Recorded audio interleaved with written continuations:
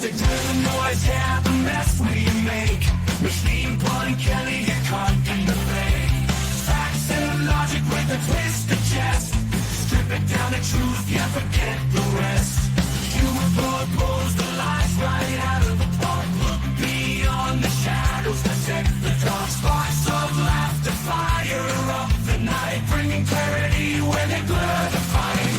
Cut through the chaos, yeah, the tangled lies. Machine Pun Kelly with a set of clear eyes. Truths and jokes gonna rock this show. Step into light where the real facts glow.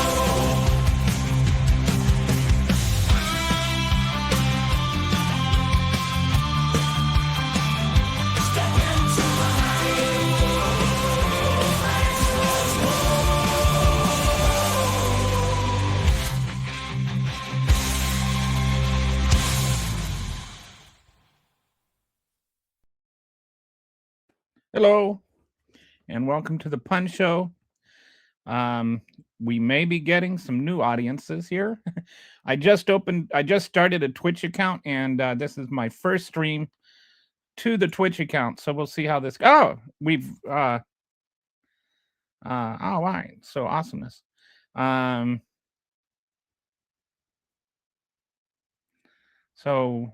don't know what did Don Lemon just found out. Who cares? Did he just find out it was MLK Jr. Day or something? Anyway, it's Martin Luther King Jr.'s birthday. I seem to remember something about Donald Trump is not happy about that. It takes away attention from him. But I've been going through, and I was thinking about, one of the things I think of when it comes to Martin Luther King is his fight for the black people to get their constitutional and civil rights. And so I think it's kind of a way to bring up what I want to talk about today, which is Donald Trump's fight to take them away. He has been, I think he has violated the Constitution and our civil rights more than any president in history. And I don't even think it's a contest. It's just insane where he is at and how much he's done. So wanted to talk about that today. And so I created a dashboard going through just some of the ways that Donald Trump is trampling our civil rights and our constitutional rights. I'm going to go ahead and share that with you. Trump's systemic constitutional violations. Hang on one second. I just remembered. I need to do something really quick because I'm stupid and I made a stupid mistake. Sorry. With all the getting the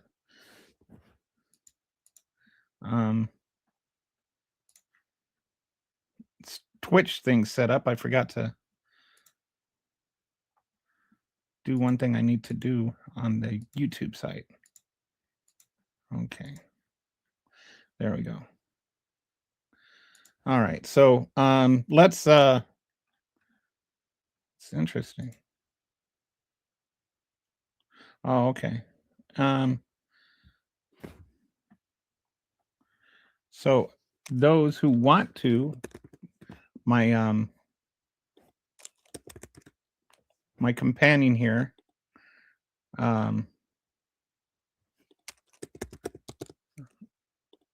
Resistance Kitty. If you see Resistance Kitty on the stream or in the comments at all, she is like my co-host in the background, and she was just reminding me I should post my link to the Twitch account since I mentioned it. Yes. So now I'm going to Facebook, YouTube, Twitch, X, and my Substack, which, by the way, I should end.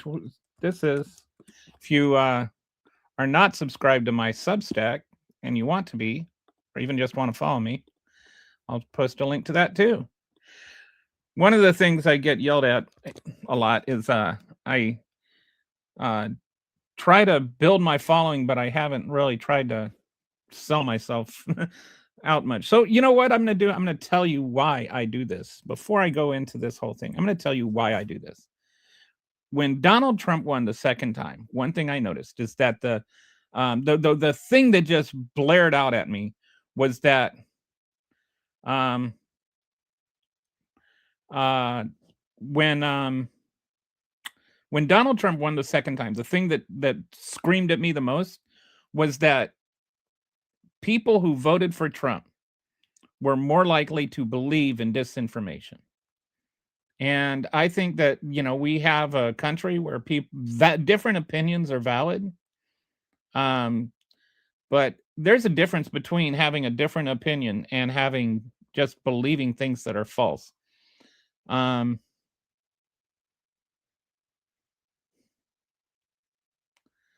Opinions are only as good as the facts they're built on. So you can, go through and you can look at flat earth society people, for instance. I'm picking that specifically because I think most of us agree that the earth is not flat, but they will have their facts that they base their opinion on, but their facts are not facts. And so their opinions are not valid, not because I disagree with them, but because the facts they're basing those on are not valid. Your opinion is only as valid as the facts on which they are built. Um, I had a teacher in fifth grade one time that she was like saying, "There's no such thing as a wrong opinion." And I told her, "Well, I do think there is such a thing as a wrong opinion." And she said, "How can you say that?" And I said, "Well, that's my opinion." And so then, she actually got mad at me and laughed at the same time. But that's, opinions matter and opinions are valid as long as the facts on which they are based are valid. When your facts are faulty, your opinion is worthless. And so I decided I want to do what I can, as much as I can, to actually correct the record and state what the facts are. And if I get a fact wrong, I will 100% come back and say it. I've been wrong. I said one thing wrong on the show one time, came back and said I said it wrong the next day. I found the guy who I was wrongly correcting and apologized to him off the air beforehand. I'm not afraid to be wrong. If I'm wrong, I want to know I'm wrong. Like there's two kinds of people that are wrong. There's people that are wrong who don't care they're wrong, and there's people that are wrong who care they wrong. The people who care if they're wrong are people who learn. The people who don't care if they're wrong don't learn. And that's the danger when you get somebody like Donald Trump being president and all of this um uh just doubling down on stupid. I think it was I think that there's I think it's falsely attributed to Mark Twain, but it's kind of a saying that it's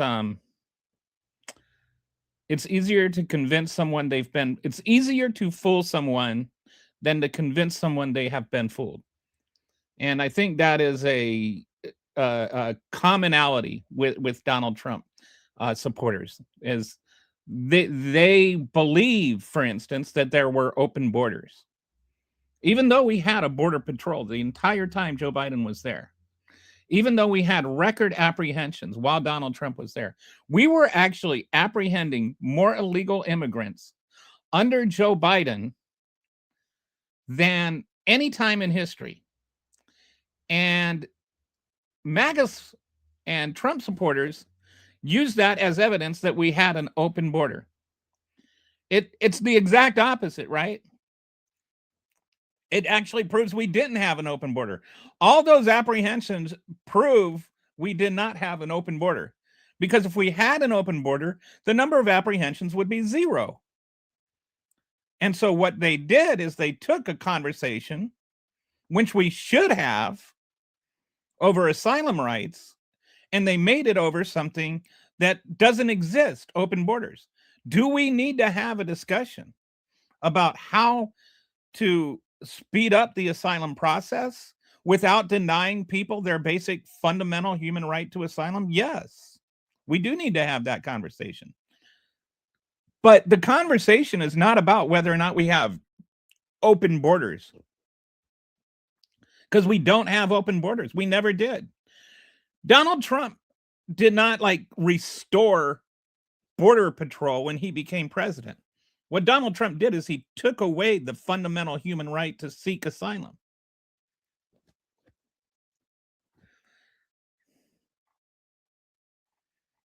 So,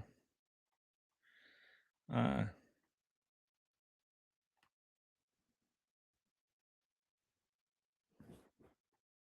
just scrolling through some of the comments here. I've had some uh, listeners complain that I spend too much time on just comments that are pointless. So, like, Biden's borders were fully secured. Well, actually, they were. They were fully secured. Although I not think you meant that seriously. Like, what does border security even mean?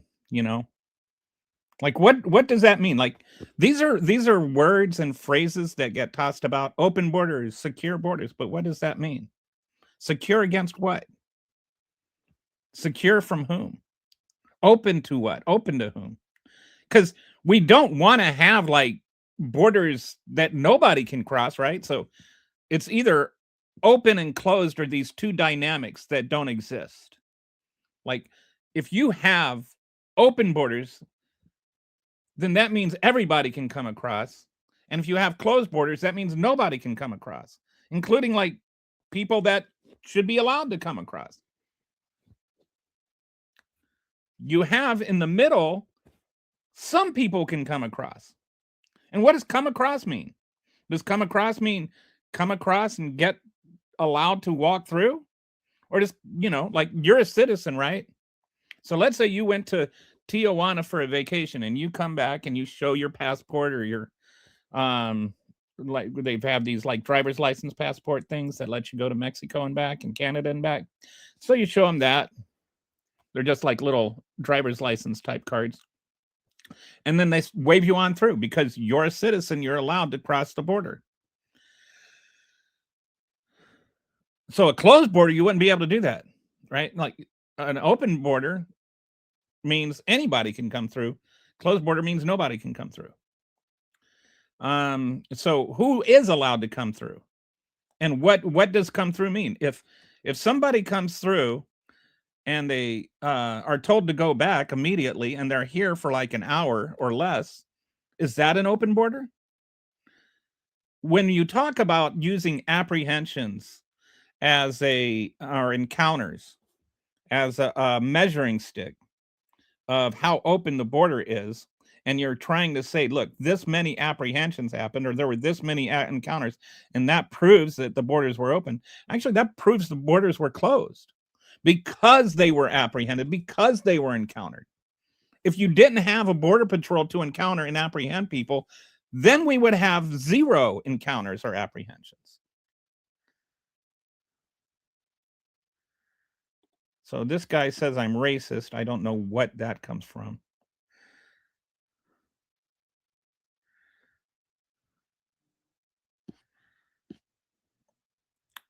So anyway, it's this kind of thing, this kind of like defiance of logic and substance that I thought I want to get out there. I think that there are people that agree with me that don't have facts.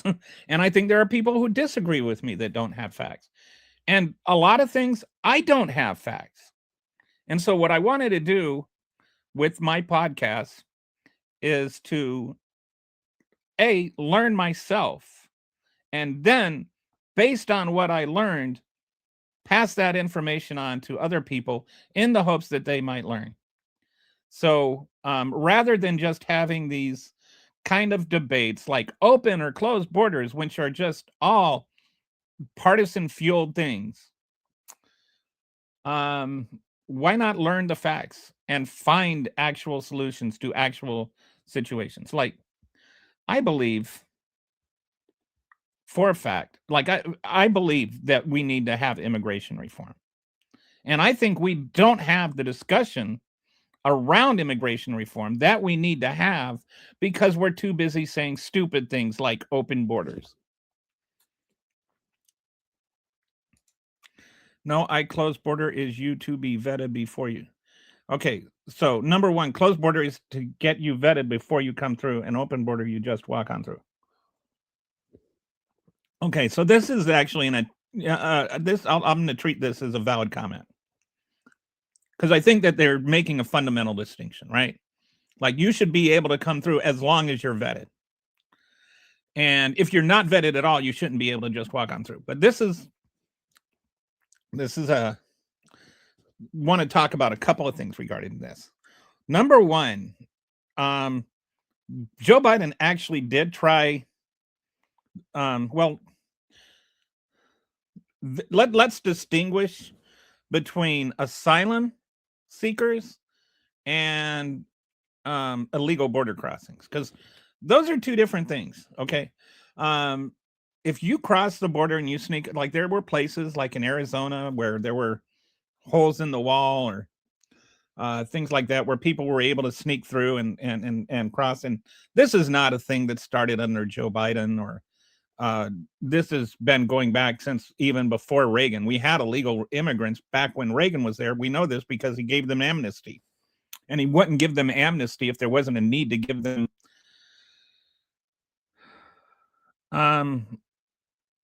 if they weren't here, that he wouldn't need to give them amnesty. All right. So there are people that sneak over the border, and there are coyotes that sneak them over, and there is human smuggling that goes with these coyotes and all of that. Nobody denies that. And you just get into these weird conversations where, like, if you're for asylum, then somehow that means you're for, coyotes smuggling human beings over the border. All right. So first of all, let's make sure we clarify. If you cross the border and have no intention of seeking asylum and you just want to come here and, whether it's, live a better life or, smuggle drugs, that's illegal. And there are policies in place that if you're here less than 2 years and you're not requesting asylum, then you can just be sent back. If you're here over 2 years, then you get a certain due process where you're allowed to defend yourself. And then a judge can hear your case. Now, like you say, well, why would you be here over 2 years illegally and still be allowed to say just because you were here 2 years? And the one guy that was sent to El Salvador, I can't think of his name. Hang on, I'm check out his name here.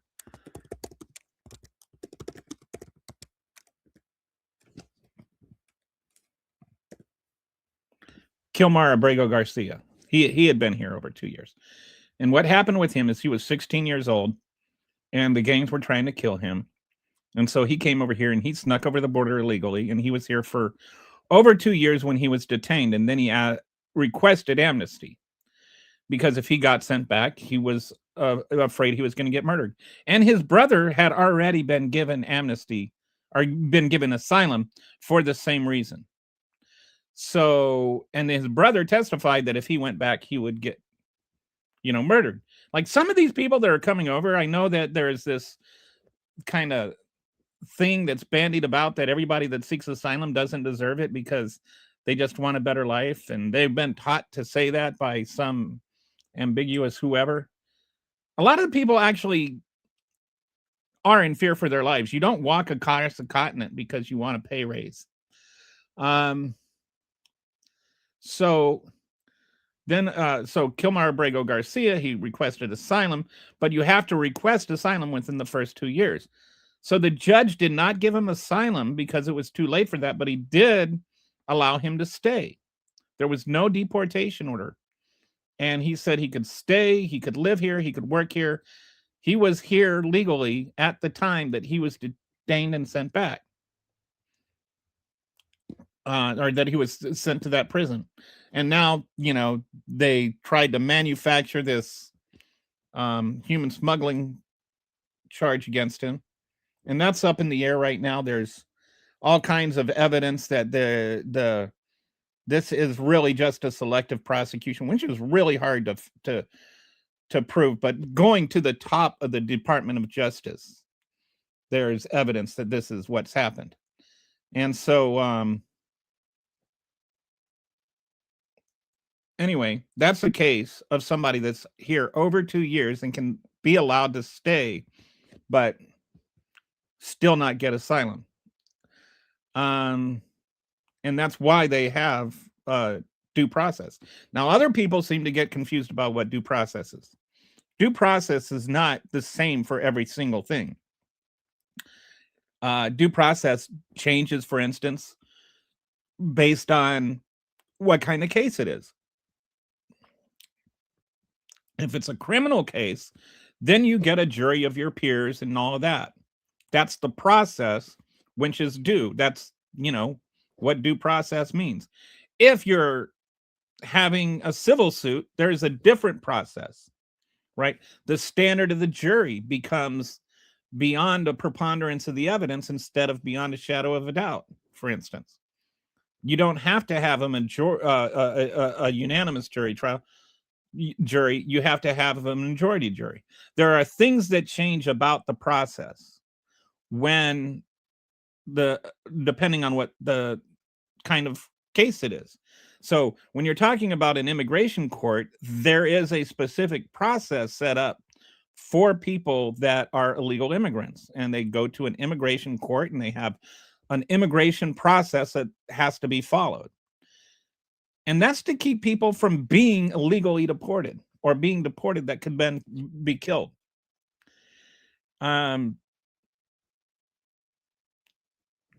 What happens is now we're conflating all of these things into just like you just crossed the border illegally. Well, a lot of the people that cross the border illegally in order to claim asylum. And there's things that are wrongly stated about that. And Joe Biden, I criticize him for this too.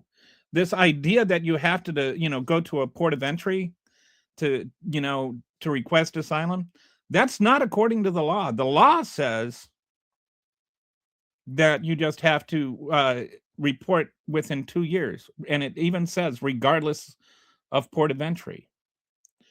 So it's not, and regardless of legal status, where you enter does not matter. How you enter does not matter. The time does matter. The time is specified in the law. It's got to be within 2 years. And so what is the due process for asylum seekers? The due process for asylum seekers is you cross the border, you say, hey, I want to request asylum. Then, like a border patrol agent sits down with you and has a brief conversation with you. What kind of papers do you have? Why do you feel like you have why do you think that there is danger if you get sent back? And it's called a credible fear. And they establish whether or not they on first brush have a critical fear. You say, if I go back, I had the cartels threaten me with my life if I didn't smuggle drugs for them, which, this is a common thing that happens. A lot of the people that get into the cartels don't want to get into the cartels. They want to keep breathing. And so they say, well, the cartels told me if I don't smuggle drugs for them, they're going to kill me. And so then they ran across the country and they came here to seek asylum where the cartels couldn't get to them. Cartels can still get to them in Mexico. So they come over here, and then so the guy says, okay, why do you feel that way? And then he listens to their story. And if he believes it, then he gives them a hearing date. And the hearing date is with an asylum officer. And the asylum officer sits down with them, goes through all their paper, has checked witnesses and other things, and then they decide whether or not there is a credible fear. That's the way the law is. That's the process which is due. And according to the Constitution, if you're in this country, you get due process. It does not matter if you're a citizen or not. That's according to our own Supreme Court's history. There's a whole case history here. This is not just me talking off the cuff or riffing. These are actual real things. So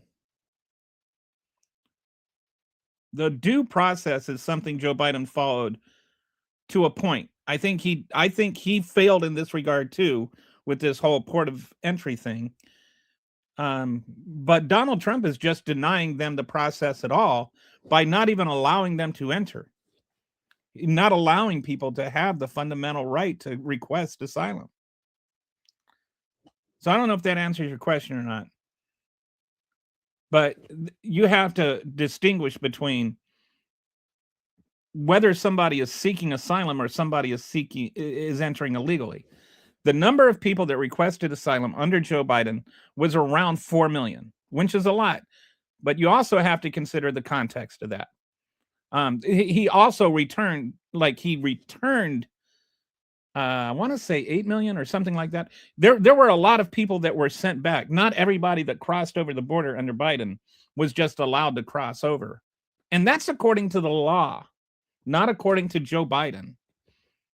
The other thing that Joe Biden did, where you talked about, flying them over and being vetted first, this I find ironic because what Joe Biden did is he started this kind of program where you could go on an app, like a phone app, and fill out a form and answer some questions and stuff like that and be pre-vetted. Like there were people that were vetted in advance, and this is a program Donald Trump has actually stripped. So you could go on and you can fill out the thing, and then once you got approved, you had to find a sponsor here in the United States that would take care of you. Then if you found a sponsor that would take care of you, you could fly yourself. You could pay for your own flight to come here and then stay with your sponsor until you got your asylum hearing. And then if you cleared your asylum hearing, you could stay here legally. So this is not, like people say that Joe Biden flew them in. He did not fly them in. They flew themselves in. They say, oh, well, if you're pre-vetted, they were pre-vetted. The people that did exactly what you're saying should be done happened, and conservatives lied about that. This is where I go back to talking about disinformation. Conservatives lied about that program and said that Joe Biden was flying them in the dark of night and then flying them about the country and whatever. No, they paid for their own tickets. They were pre-vetted. It wasn't in the dark of the night. It was a very advertised program that everybody knew about. But the Republicans just lied about it. And now here you are asking me these rhetorical questions, not knowing that the answer actually goes against the point you're trying to make.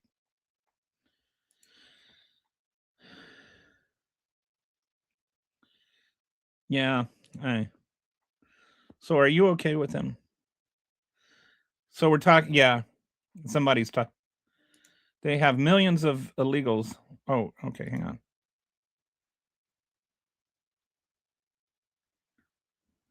Okay. So, all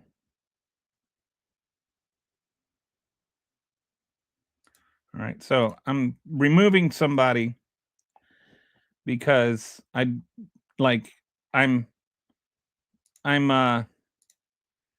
just so you know, I'm not a censor, but when people start using racist stuff and racist rhetoric and that kind of hate rhetoric, you're gone. I don't want those comments on my channel. They have they don't have videos of millions of illegals coming into our country.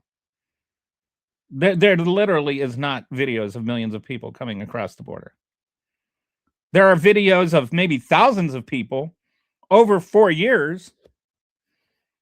And let me just clear this up.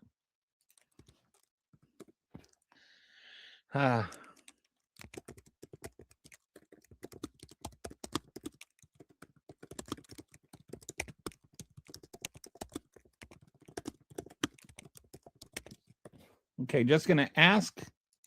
I'm just gonna ask Claude this because why not?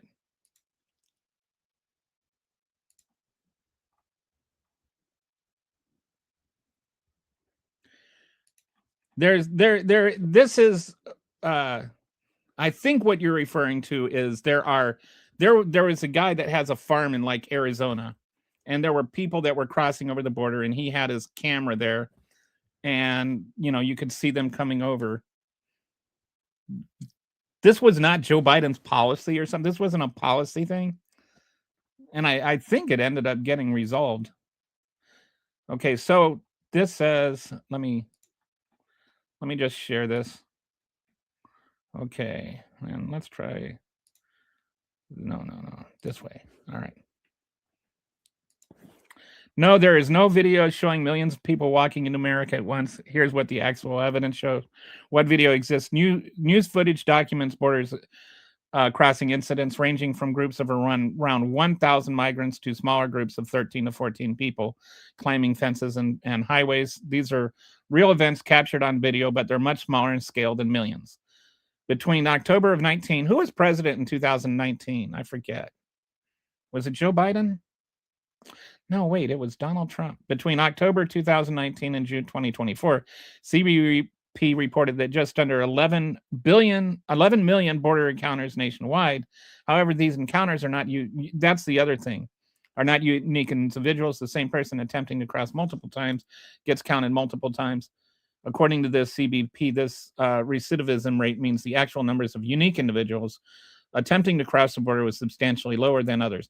Okay, and I would also like to point out every single person that crossed did not get away. Like a lot of those 11 million encounters were sent back.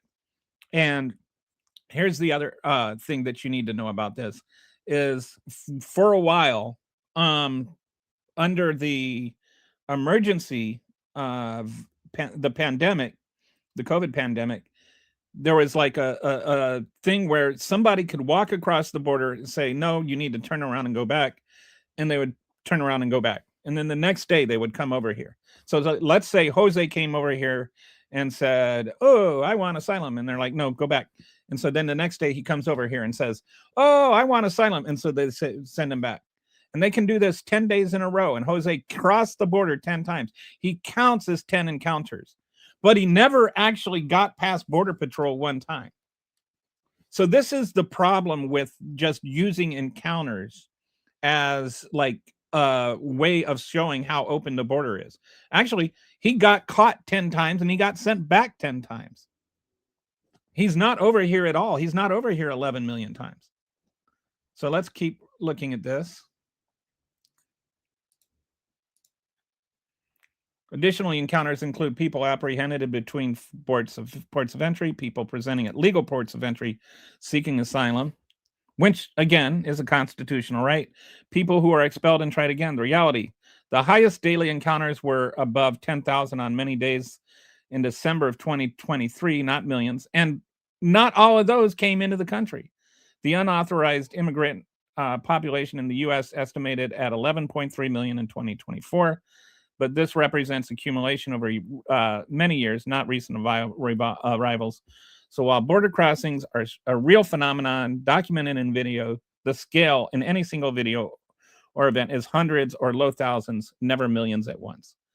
So this is like, if you want to have a real conversation about these things, let's have an honest conversation about these things. So which is it? Socialism ruined their countries, or socialism is great? Okay, it's neither of those things. And do you know anything at all about the history of South America and Latin America and Central America? It is not socialism that ruined those countries. What ruined those countries is authoritarianism. And a lot of that authoritarianism was authoritarianism set up by the United States. Have you ever heard of Guatemala? Let me check something out here.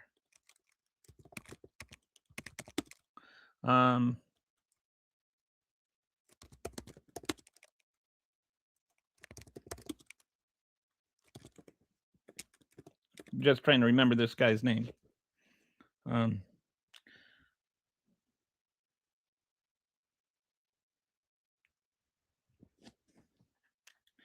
so what happened is in the 1950s, I want to say, there was a fruit company called the United Fruit Company that grew a lot of bananas. And now we know this is Chiquita. This is actually an interesting story. I hope you can hang with me for this. So, what happened is there was this fruit company that owned almost all of Guatemala. Like, it owned the power lines, it owned the power company, it owned the roads, it owned the phone companies. It had more authority and power in Guatemala than the actual Guatemalan government did. It ruled Guatemala. Meanwhile, the average pay in Guatemala was some of the poorest in the world.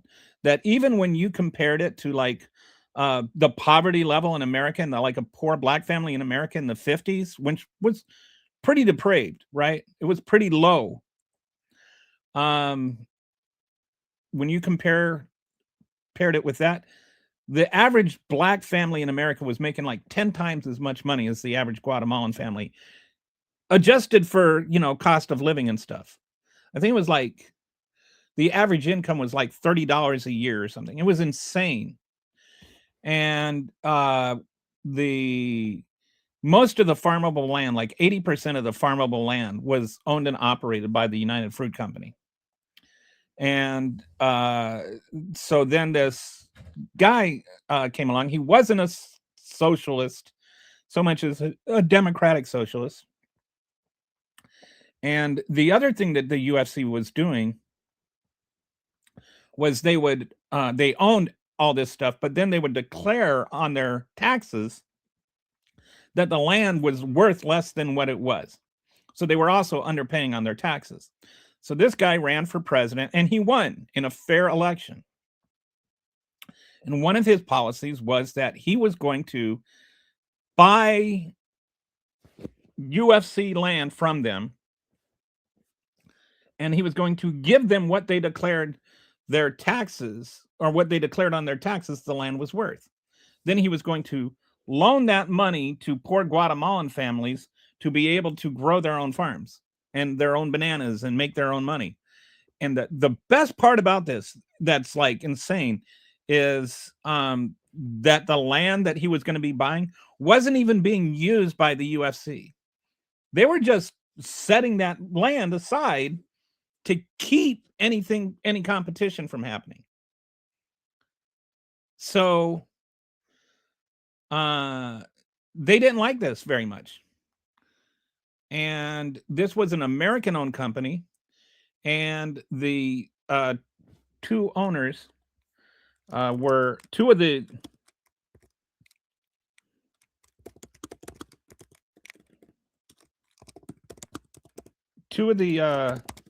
people that had a bunch of stocks in it in the UFC were the Dulles brothers, and I don't remember the first names. Okay, John Foster Dulles was the Secretary of State, and Alan Dulles was the director of the CIA. And this is where you're just like, holy fornication, Batman. So what happened is the Dulles brothers owned a bunch of stock in the UFC. And they didn't like the idea that this guy had won the election and he was going to start selling UFC land that wasn't being used to farmers to use it. And but the farmers that bought the land, they could buy it on a loan and get like it was a good rate loan, and then they could like just make a living. And it really wouldn't cost UFC anything if you follow what they actually declare their land was worth. But they were mad about it because they didn't want competition and blah, blah, blah. And so they went to America, and the Dulles brothers, one of whom was the director of the CIA, and the other one who was the Secretary of State. And they said, hey, can we get a little help here? And then the CIA, again, Alan Dulles was the director of the CIA. You may have heard of Dulles International Airport. Yeah, that's the John Dulles guy. And they also came up with this thing called the domino theory. The domino theory being if one country falls to communism, then all the countries around it will start to fall to communism like dominoes. And so they went in there and they threw a little coup. And then the guy who was president, his name was Arbonez, maybe. Then they installed this guy named Armanz, who became a dictator, and he was there for like 40 years, and he was instrumental to a lot of the stuff that, like, he was a despot.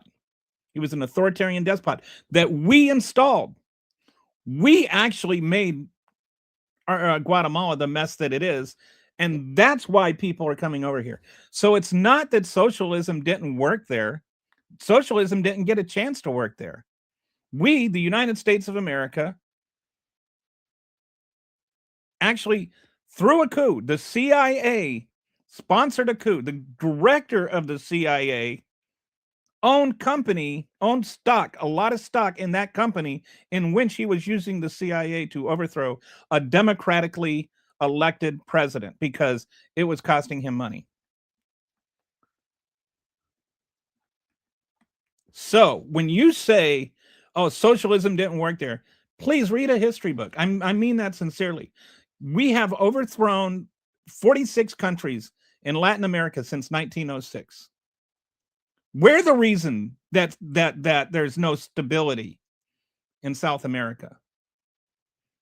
And there was a brief time under Clinton, and I know this because my dad was the one that coordinated the whole thing. There was this thing called Summit for Americas, which was actually an attempt by the United States to foster and develop democracies in South America. Then George Bush came along and ruined it.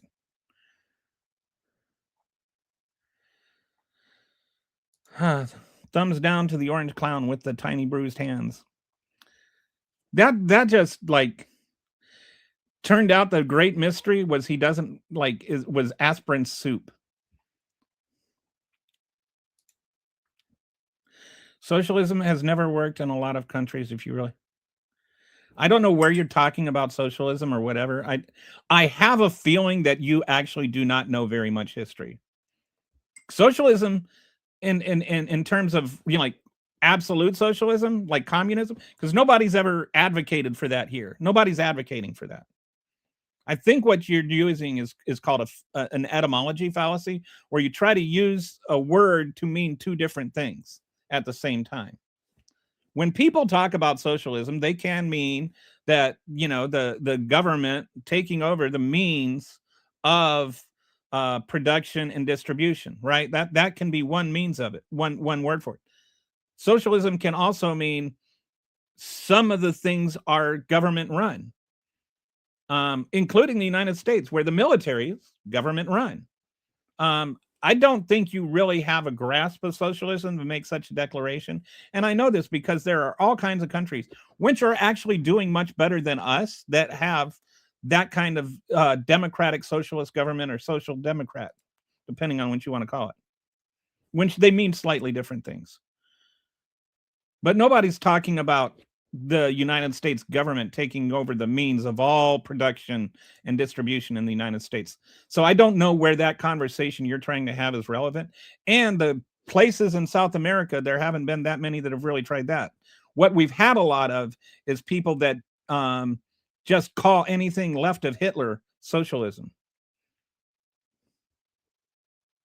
For the record, we do not grant asylum to people in democracies. Socialist countries most often are social democrats. Yes, this is good. I thank you for bringing that up.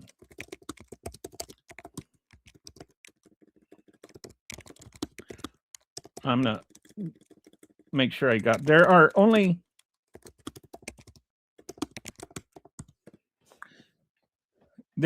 certain cases where we grant asylum. I'm glad you brought this up, Kitty, because I think this is another thing that gets confused a lot. So when can we grant asylum? There's 5 things: race, if you're persecuted based on your race identity, including violence, discrimination, or social exclusion; religion, harm of religious beliefs or practices, including being forced to participate or abandon to practice or abandon a religion; nationality, persecution because of national origin, citizenship, or membership in a specific ethnic or national group; political opinion targeting for political beliefs, support of opposition movements, activism, or even imputed political opinions; and membership in a particular social group. And this one's the one that there's more interpretation involved. What does that mean? And, like being LGBTQ, survivor of domestic violence, family ties, people resisting gang recruitment, and other socially distinct groups, especially when it comes to Donald Trump. The Supreme Court has ruled that this fifth social group, is up to the policy of the president. Like the president determines whether that is. So, if it does, the distinction here is that like cartels are not the government. At least not always. Sometimes they are, like Hungary. But officially they're not the government. And if a cartel is persecuting you, does that mean that you can grant asylum? Because it's not the government. Generally, we think of asylum as being persecuted by the government. And it was under Clinton that we first recognized as being persecuted by gangs as a legitimate means of asylum. That continued under Bush. It continued under Obama. It was discontinued under Trump, recontinued under Biden, and now discontinued under Trump again. So that is a question that people might be able to form their own opinion on. There's no question that asylum or that gang cartels use threats of violence to force people to work for them. But the question is, does that constitute a right to receive asylum? And without going too deep into the weeds, the UN made it a human right to seek asylum, but they also made it so that each nation has the right to determine who receives asylum. Like, you don't just get to go to a country and say, I seek asylum, and then every country has to say, okay, I give you asylum. Like, each country can pass its own laws and procedures by which you are granted asylum or denied asylum. And this is kind of the difference between Donald Trump and everybody else. Is Donald Trump refuses to accept that being persecuted by gangs puts you in a special class of people, and nobody else does. Or everybody else, thinks of it that at least every other president since Clinton. So that's the conversation that we should. When I say we need to have real conversations, these are the real conversations we need to have. Does being persecuted by a drug cartel make you persecuted? And I would, my opinion on it, and this is an opinion, not a fact, but it's a pretty valid opinion based on facts. You're no less dead if a cartel kills you than if the government kills you.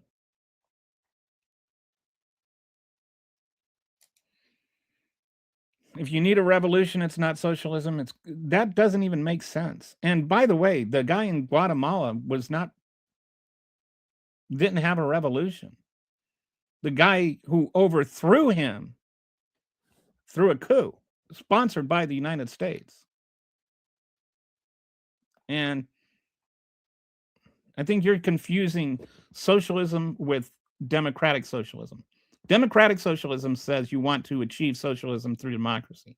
A social democrat means that you have certain socialist, you believe in like a blending of capitalism and socialism. Why would non-American citizens be afforded due process? Okay, I'm going to assume this is an honest question and I'll answer it. Number one, because if non-American citizens aren't afforded due process, nobody gets due process. Because then you can just grab somebody, whether they're a citizen or not grant them due process, and they never get a chance to prove they're American citizens. Like, isn't proving your citizenship part of that process? Like when they say, show me your papers, and you show them your papers, then that's the process, right? So how can you provide citizens due process without providing non-citizens due process? It's either one or the other. You can't do this halfway.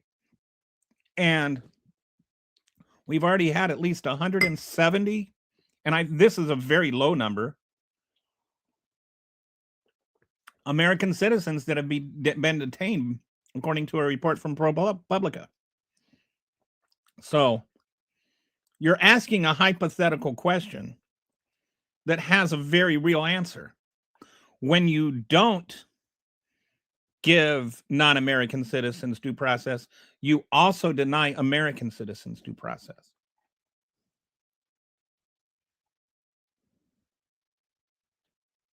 Due process? No. Due process is not entering illegally. That's not what due process is. That's what the law is. And what does not entering illegally mean? If you cross the border and you ask for asylum, is that illegal?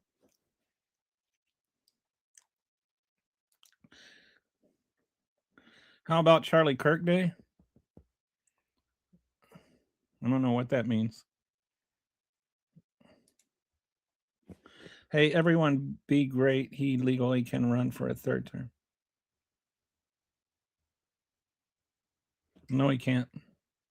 What if the reverse happened? What if citizens want to leave en masse? Would the government try to stop them? I don't think there's any law against leaving the United States. Their process was, okay, I think.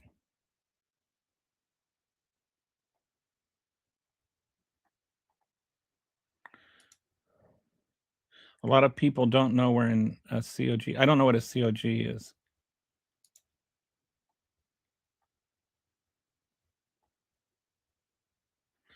I don't know what I said that's racist, much less over the top. Unless you're talking about somebody else.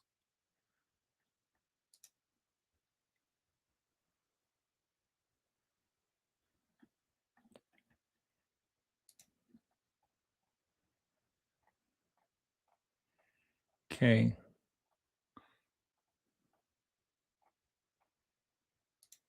I'm getting behind in the comments here. Okay.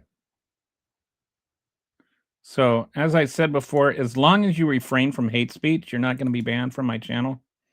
But when you start using racist slurs, you're gone. And the person who just got banned will never know why, but like I'm not against opposing views, but just racial slurs, no.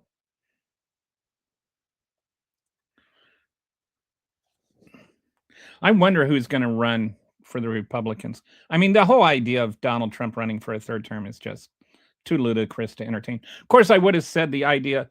There is this other thing I've noticed with Trump, and like he will float out something ridiculous, right? And there will be the initial shockwave of how ridiculous it is.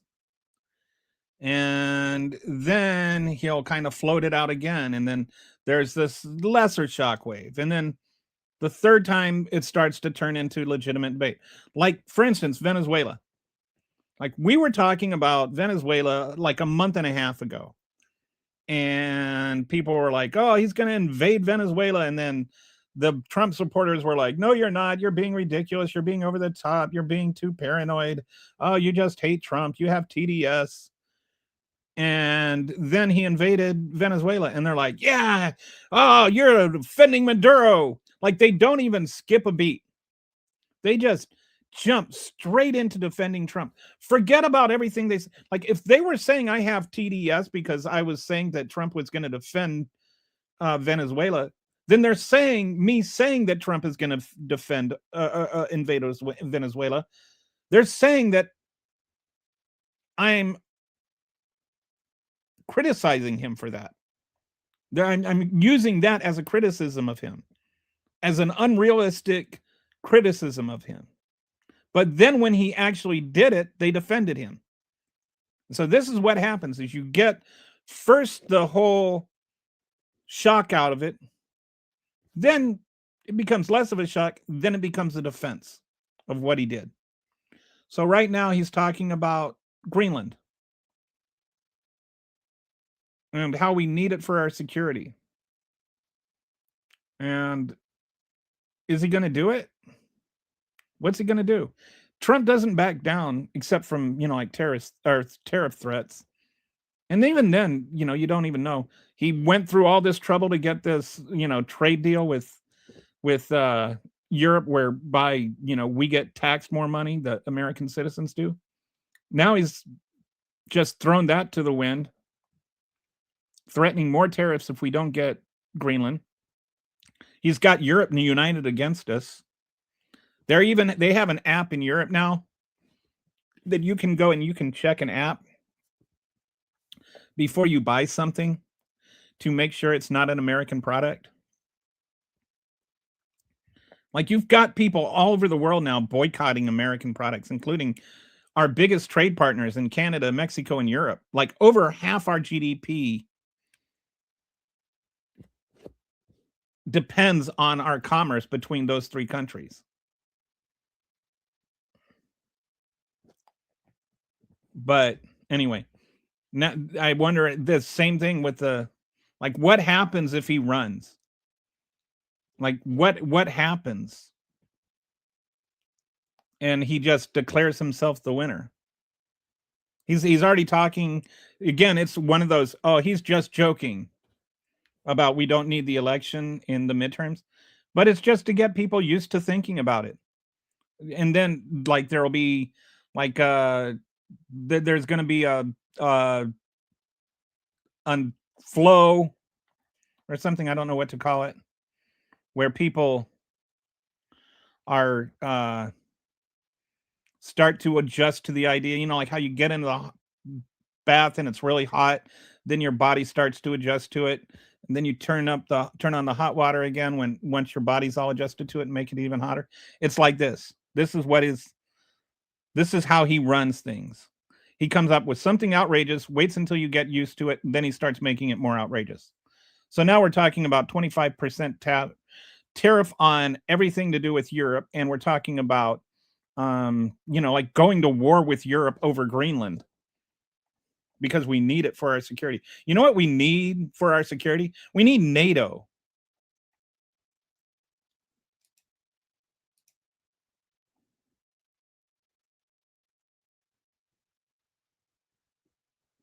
At the moment, the U.S. government is running commercial campaigns in Northern Europe countries, like your green card now. I think Stormy Daniels needs another 100.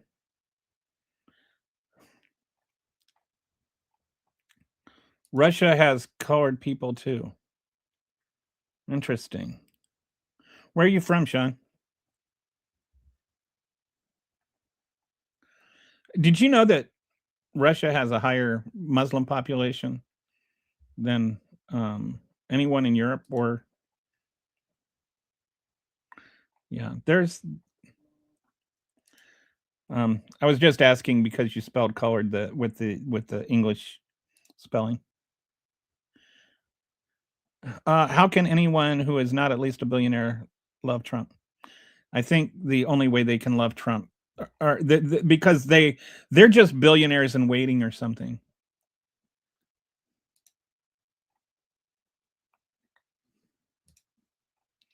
Okay, what even is The Daily Show? Mike Johnson cuts everybody's medical insurance. Mike Johnson is a complete jerk. I'm sorry, I had to skip over a bunch of comments here just because I got so far behind. I don't even know if I'm ever gonna get.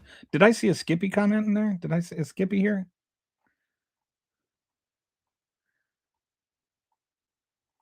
Thought I saw Skippy. If you're here, Skippy, hi. All right, so the law won't allow that, Kelly. I'm not sure what the law won't allow, but it doesn't seem to matter much. The law used to not matter, allow ICE agents to execute moms on a street because they're trying to pull out. But here we are. I'm from Europe, and trust me, we are doomed. We imported all our problems, and for years have been wanting war with Russia. We are doomed, Trump. Yeah, I don't believe you. Um, Democrats are trapped in hate and bitterness, says the person who says Democrats are trapped in hate and bitterness. Trump won't make it to 2028. I wonder. I mean, it's in like he is clearly not a healthy man. Idolizing a politician like Donald Trump is like, yes, that's it. That is actually the answer to the question, why do they why would anybody that's not a billionaire support Trump? For the same reason that they think the stripper is going to go home with them. This one really likes me. She let me give her a 20. The U.S. won't become an authoritarian. The U.S. is an authoritarian dictatorship. I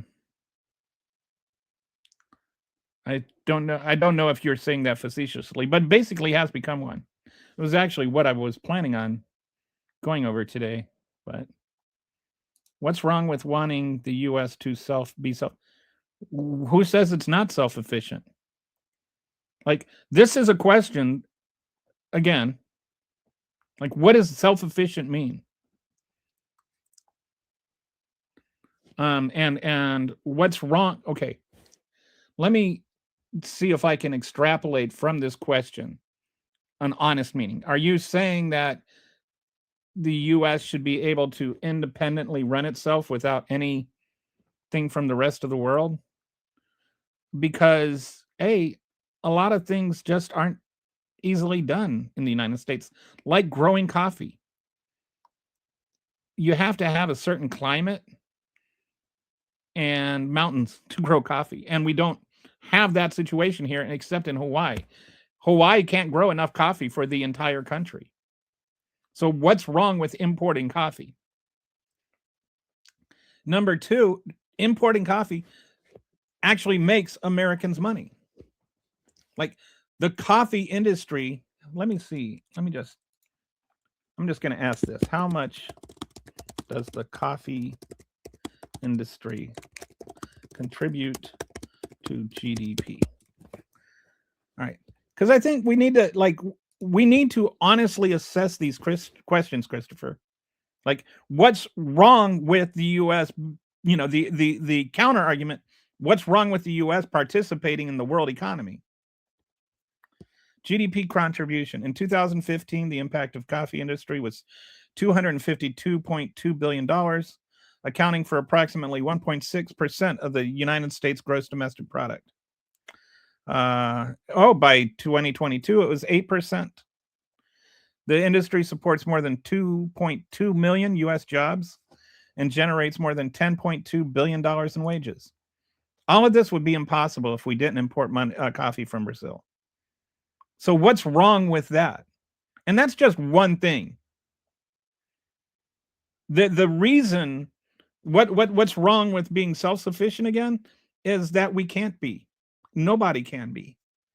The world has evolved since 1885. Okay? That's a very I don't know why everybody like I'm not going to read some of these comments about grooming and stuff, but look at the US tourism and figures. US tourism is way down. You mean tourism to the United States or from the United States? To the United States, it's down. How much? I'll look this up.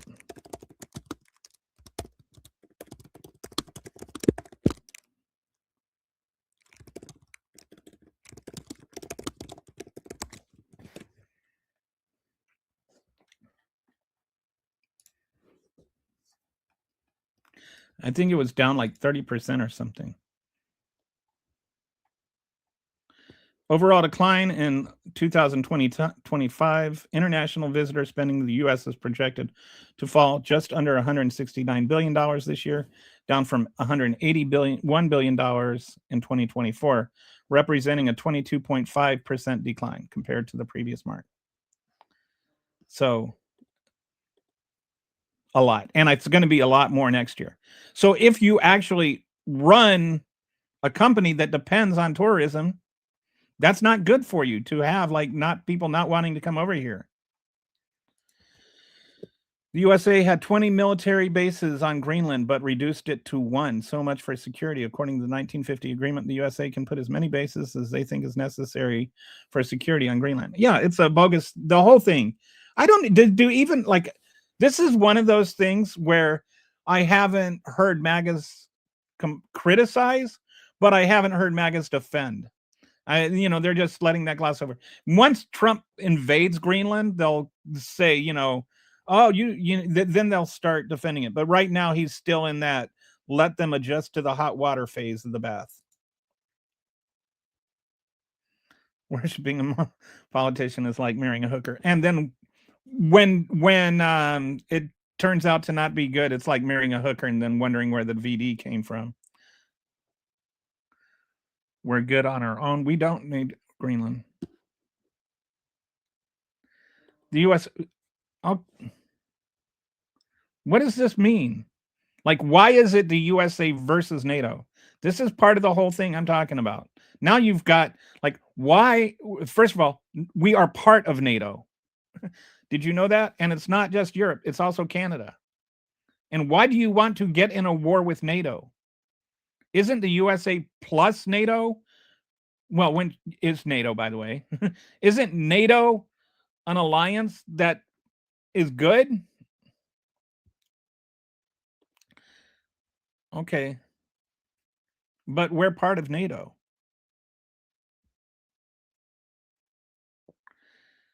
Don is playing 3 Dementia chess. Yeah, there was a news report just came out today. 96% of the tariffs were paid by U.S. citizens. Either the importing company or, it's somewhere, like it was all absorbed by the U.S. This was like Donald Trump says we raised this money. No, what we did is we redistributed money from poor people to rich people. There, you are here. Hi, Skippy. NATO is takers, not givers. They benefit from the relationship far more than us. Whether they benefit more than us or less than us is immaterial. We both benefit from the relationship. They can benefit more and we still benefit. And it's not like taking versus giving. It's just about how much money you spend on their defense, on your defense. The U.S. spends more money on defense spending than they do. That's not necessarily a bad thing. A lot of Americans feel like we spend way too much money on defense. And here's another thing. Things are complicated. And so, like, I have a friend that, his part of his he works for the government and works with government contracts. And a lot of things that are factored into defense spending are not actually have nothing to do with defense. It's sort of the he was the one that was telling me about this. It's sort of the thing that nobody talks about, the secret that nobody reveals, is that when a company is trying to bid for a contract, they try to get it included in defense spending any way they can. Like they'll try and stretch it as far as it'll go. And the reason for that is the one thing that is uncuttable, even Doge wouldn't go there, is anything at all to do with defense spending. So if you have, like a toilet contract with the United States government, then you can just say, oh, these are toilets, and then get some of those toilets put on military bases, and then it becomes defense spending. And so now you have this contract that's safe and sound forever because everybody in Congress is never going to touch defense spending. So we spend more money on defense spending. What?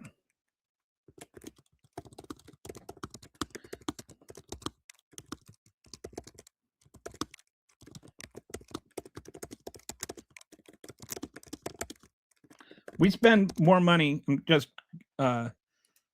researching my facts here. We spend more money on defense than any country in the world. And it's like not by a small margin either. The United States led the. So in 2023, we spent $916 billion. That constituted over 40% of the military spending worldwide that year. So about 40% of all the money spent in the entire world on defense, we spend. So when you ask Europe to pay that same amount or Canada to pay that same amount, you're actually trying to tell them how to run their country and how to spend their money and how to allocate their defenses. So it's more versus less is kind of a thing. And there was like this kind of 2.5% commitment or anything, something. But the voters still get to vote. Those countries have democracies, and they're allowed to determine for themselves how much money they spend on defense. And it's like if you have, like, let's say you're, like in The Outsiders or whatever, and you've got, you're going to have a gang fight, and you've got one guy that's the biggest, and you've got the guy that's the smallest. Well, the guy that's the smallest still adds something to the gang, right? The guy from the biggest might still. You can't ask the guy from the smallest guy to become bigger. So you can't just tell other countries to spend more money on defense because you spend more money on defense. We don't need to spend 40% of our money on defense spending. And we need to allocate, we need to actually look over our defense spending and see what's actually defense spending and what's just made up stuff.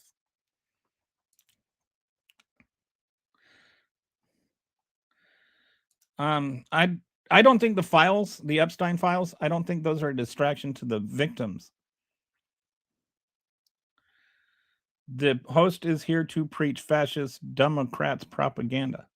Okay, I don't know what the same NATO said that it would be get Baltic states to join. It is not worried. Okay, you know what? Russia doesn't get to decide what alliances other countries make. And maybe they wanted to join those NATO so that they could have some safety against Russia because Russia had already invaded and conquered them for decades. Like, other countries are allowed to make decisions for themselves. Other countries don't have to make America its number one priority. It's like you even have people like Donald Trump mad that other countries aren't putting America first. That's kind of dumb, don't you think? Any Republican will beat Biden and Kamala. That's why they lost the election. Okay.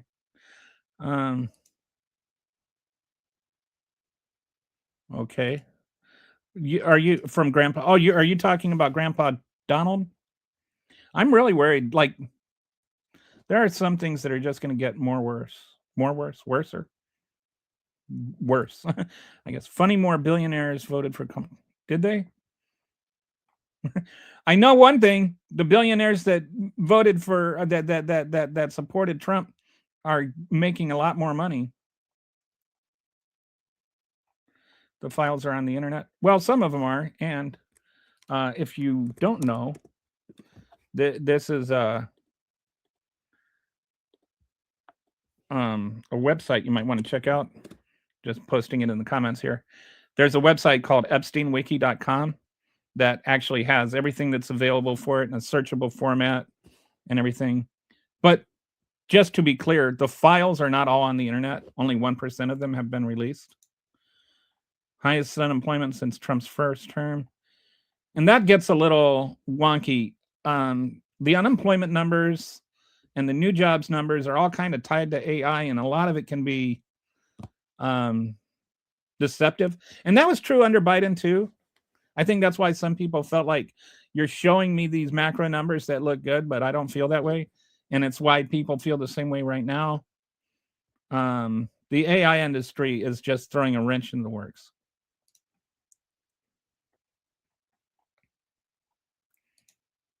You're welcome.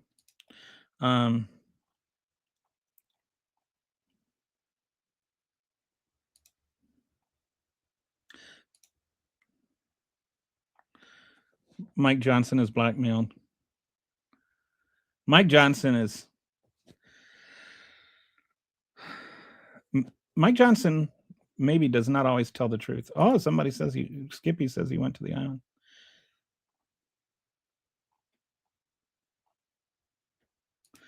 Well, it takes time to redact Donald Trump's name like 50 million times.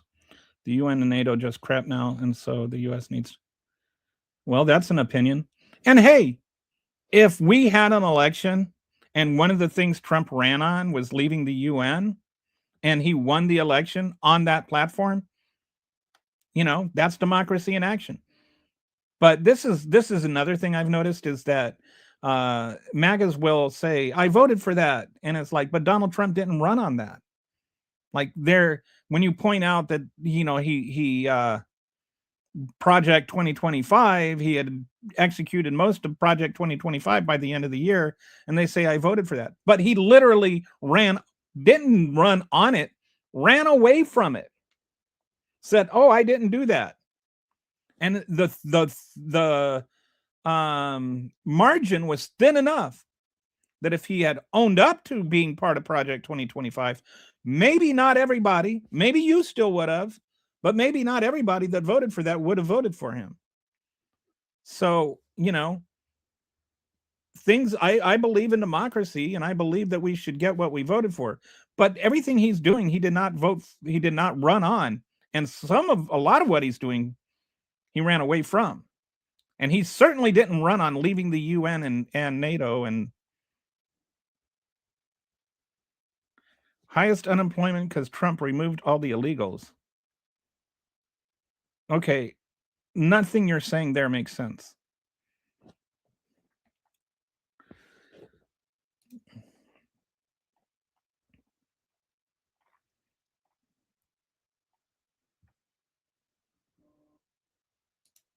I'm used to having my sorry.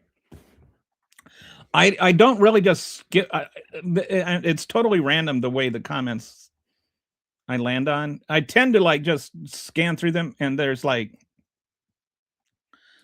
these are the ones that I just roll past. You are a simp. Like, what am I going to do with that?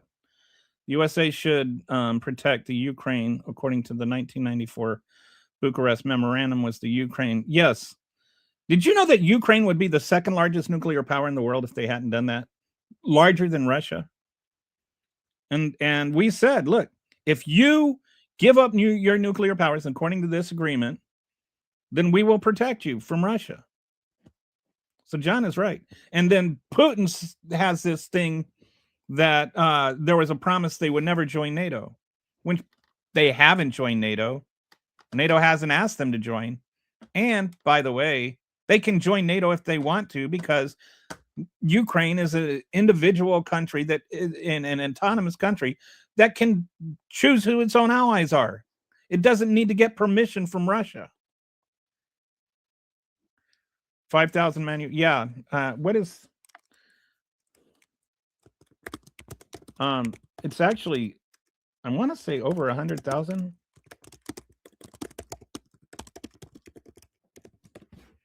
Because we were told that all these,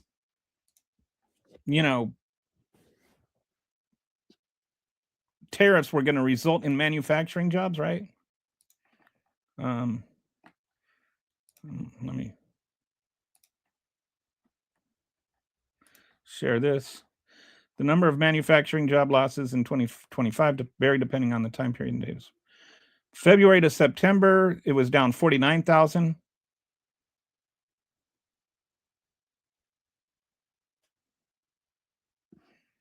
Uh, 58,000. Full year, 33,000. Year over year, 73,000. Router contacts. So, and the rate of jobs being added also declined significantly. But anyway, yeah, we have less manufacture. We have fewer manufacturing jobs than we did under Biden. Under Biden. Okay. There are a lot. You're not, if you are a person who is living in Europe and feels that way, you are not the only person in Europe, and not everybody in Europe feels that way. Also, Europe is not a country. There are a lot of other countries. There are a lot of countries in Europe. Something you might know if you actually live there. You're telling me Trump went to McDonald's and UPS and fired 1,500 people. It's free market, Trump.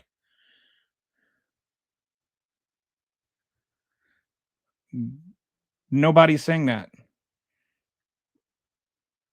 What we are saying is that when you slap tariffs on companies, which we said before, and you ask them to not pass on those tariffs to American citizens, what happens is it becomes harder for them to um, pay for people. And so then what happens is that people start losing their jobs. It's not like Joe Biden personally went and put sale prices on every single item that was sold. He didn't personally set the price of eggs, but you didn't have any trouble blaming inflation on him. Donald Trump set the economic conditions through his policies, which are causing people to be unemployed right now.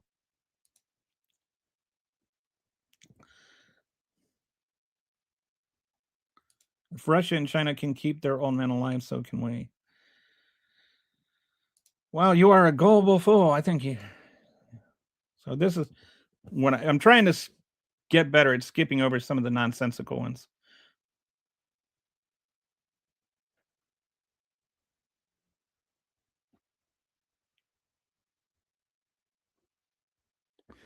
Not healthy. Now, are you? How are you qualified to judge him?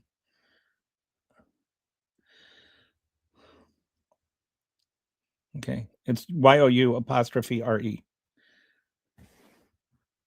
And because I keep watching him fall asleep and nap or take naps in the middle of cabinet meetings.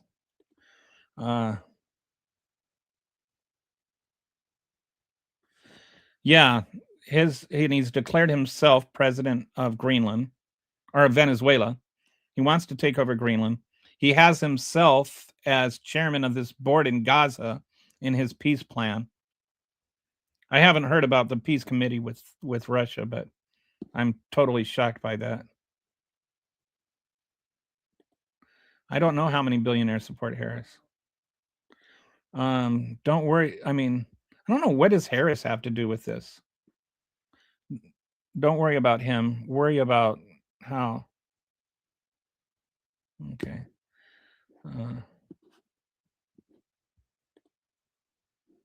I don't know what you're talking about. It's not that one or the other of them has to be healthy. Joe Biden could ride a bicycle. I know that because you guys made a big issue about out of falling off one. Can Donald Trump ride a bicycle? He can ride a golf cart. Um,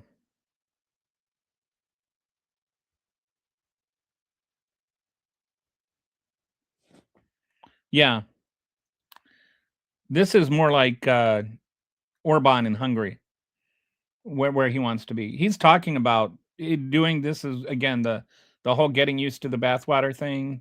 He's fired his first couple of jokes about getting rid of the 2026 election. He's talking about the Insurrection Act because of all the violent protests in Minnesota because somebody got hit by a snowball.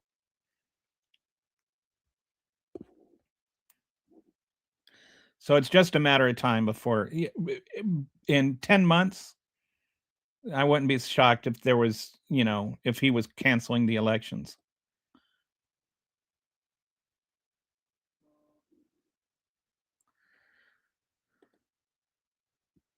Actually, I think we're more than, what is the current national debt? I think it's gone up quite a bit this year. It's up to 38.45 trillion. It's going to be well into the 40s by the time Trump's term is over. I don't remember that. I don't know. I don't even know what you mean by self-sufficiency. I just there are certain things like it's like I know what self-sufficient means. It means you can take care of yourself. The idea of what you think self-sufficiency means, I don't know what you think it means, and I don't know how it applies to the United States being self-sufficient or whether self-sufficient should be the goal. It's just such a red herring that I don't even want to go down that lane.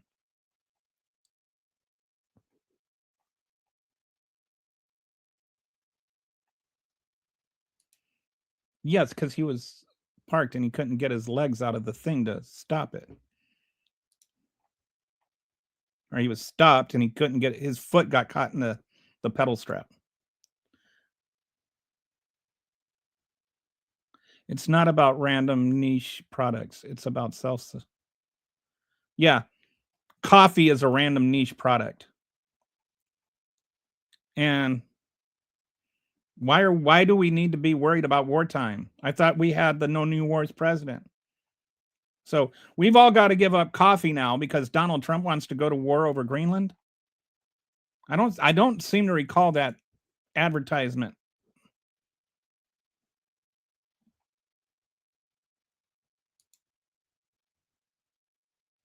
Yeah, because it's not a tropical environment. You need two things. You need a tropical climate and you need mountains. When they say mountain grown Folgers, all coffee is mountain grown. But the Rocky Mountains don't have a tropical climate. That's why I said there's two things. I didn't put a tariff on anything. And it's BRAZIL, not SIL.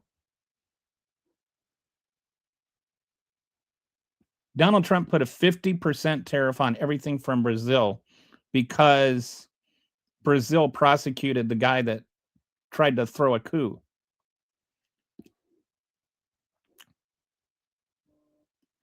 Does California? I don't. I think they do have some mountains in.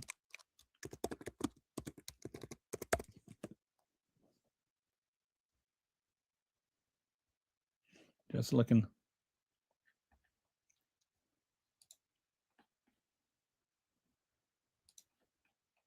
California does grow coffee. I stand corrected. 40 coffee plants from Costa Rica to see.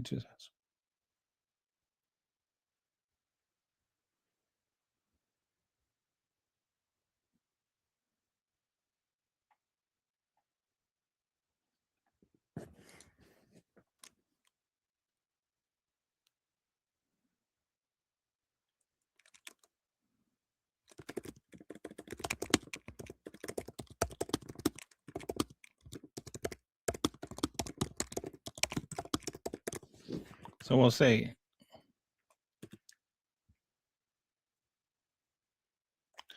California coffee is positioned as an ultra premium specialty coffee with prices ranging from 50 to, wow, that's expensive. You ready to pay $50 for 7 ounces of coffee? Or for $10 an ounce for coffee? And we more than 99% of our coffee is imported. So your little it's interesting. I did not know we had coffee in California. But sure, we don't have enough, so point stands.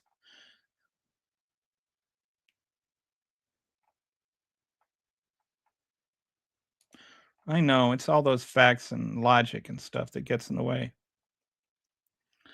We're laughing so hard at how bad a president. Yeah, interesting how you seem to be. Yeah, people on social media can lie. Like I'm not under any obligation to believe everything people say in the comments. I don't believe you're from Europe. I don't believe you've ever even been there. Don't even anyway. Told my wife, "No, I won't be mean. I'm trying to not be mean. Don't make me be mean." Trump now asks Putin to join. Oh, yeah, that one's, we've had enough of that comment, please. I'm saying left is playing states' right against Article 6 and using liars NTO invoke First Amendment as a wedge, pitting the Constitution against the touches. What on earth are you talking about? How are the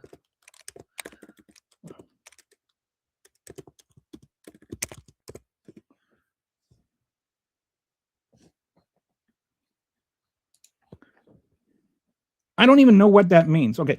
The Sixth Amendment is the one that is like a right to a trial, right? Like right to a speedy trial. And you can confront your accusers and whatnot. I don't know what liars NTO. I don't know what that means. Or liars. I don't know if that's like a typo or whatever. Invoke First Amendment as a wedge. I don't know how the First Amendment and the Sixth Amendment are being pitted against each other. I don't know what any of this means. And just this, if you want to clarify, I can try and, address that. But right now, I don't even know what that, I don't see any way that they're using the Sixth Amendment against the First Amendment.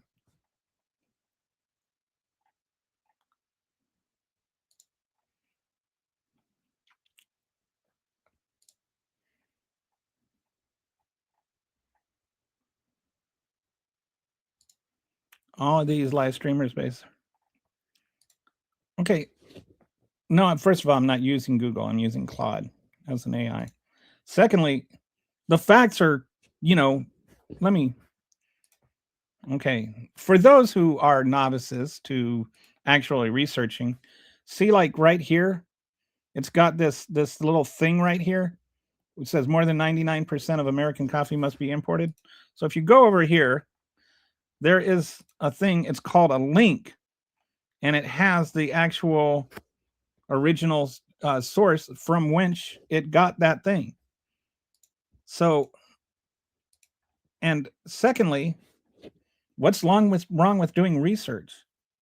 What's wrong with actually looking up the right answer? 6th and 10th, with the first being the wedge. I still don't know what that means.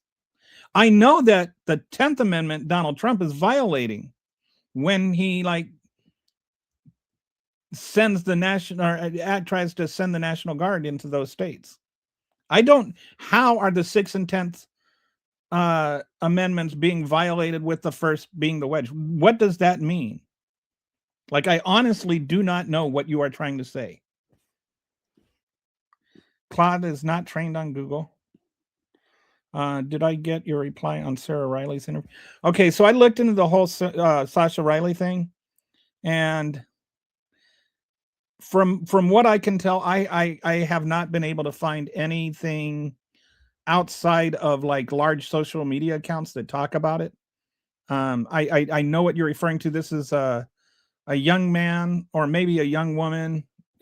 There's some people say one, some people say the other, that is in the that is claiming to have been violated by Donald Trump and Jeffrey Epstein, and trafficked and stuff like that. They're like a pilot now, or I forget all the details. But anyway, I didn't go into a bunch of details and like really try, because from what I understand, there is no, like, right now it's just hard to say that there's anything to it, other than it's just becoming a something that's being trafficked a lot. And I try to be clear, like on all of this stuff. There's the whole, a lot of the Epstein files right now, or Epstein files, are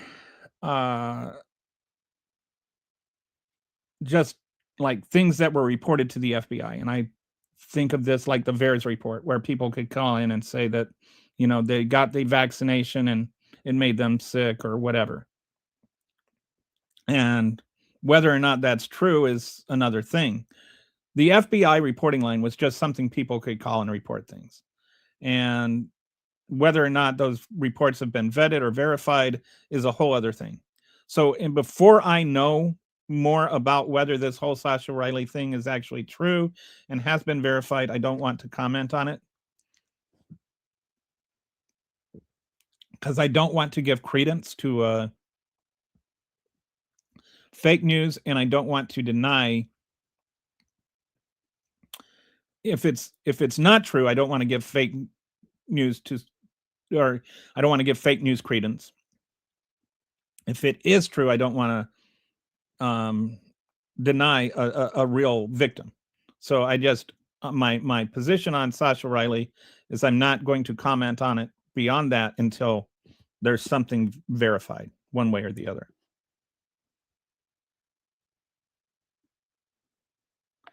I don't know what you think free handouts are or who you think is getting them.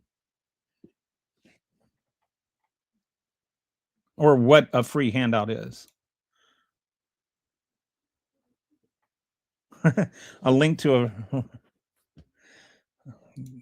they don't like, and then it's like, then you anything that you show them that proves them wrong, it's because it's a liberal source. And then they quote One America News as he's enforcing Article 4 of the section.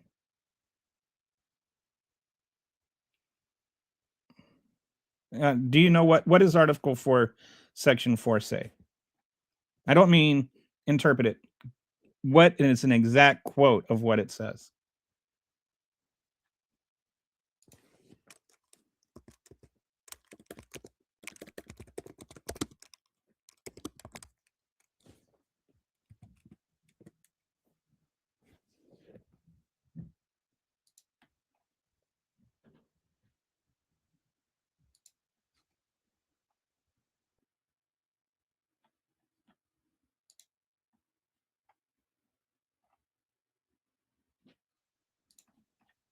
So anyway, you can answer that question. I know what it says. I know what it says. I just looked it up to make sure I'm right, but I think you need to actually look at what that says. No, they are not. They aren't. And you know who disagreed with you, by the way? Donald Trump's own Supreme Court.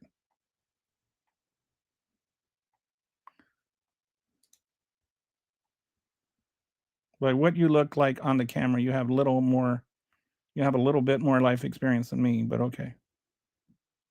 Well, I'm 58. I've been to 34 countries on 5 continents, lived in 4 of them. So at least I have some international experience. I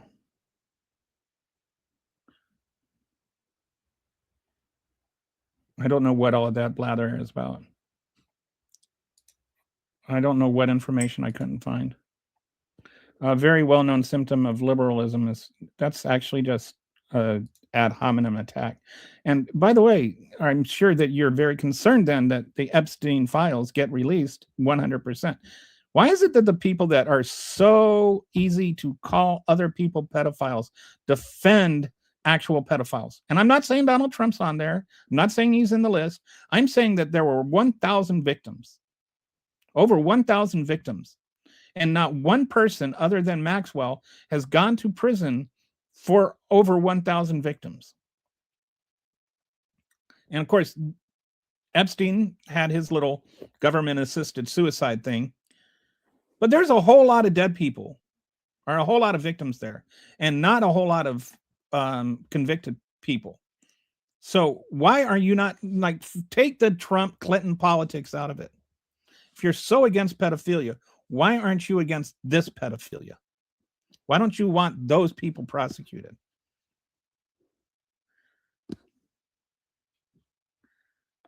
I know what it says. I'm waiting to see if you do. Yes, we've got the 10th Amendment, but the federal government needs to protect our national security for each state to have it. Yeah, what national security? Like, what national security? Like, how is, when you say this, when you say things like this, I would like to ask you, honestly, if we didn't do this, would we not be secure? Would we not be able to defend our borders from actual military invasion? Or is this just hyperbole built on hyperbole? How are we insecure if we don't do this? MLK was a communist who smeared Jackie Kennedy at JFK. I don't know what that has to do with anything we're talking about.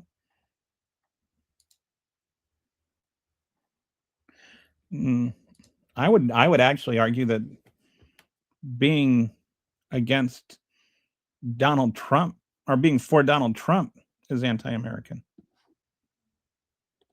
You don't think there's somebody overlooking who gets published on the internet?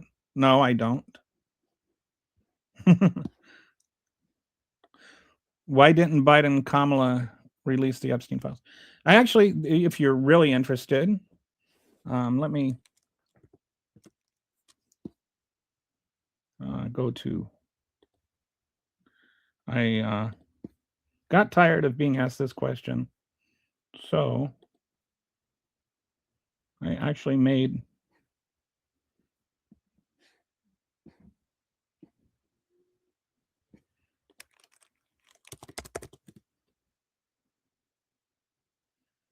a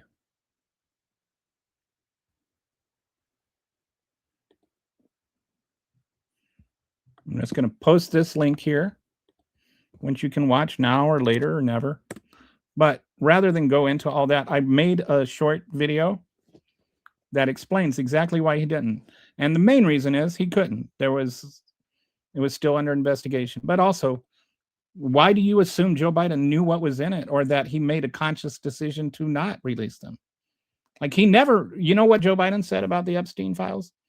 Not a single thing. There's no quotes available of him talking about getting them or not getting them or whatever.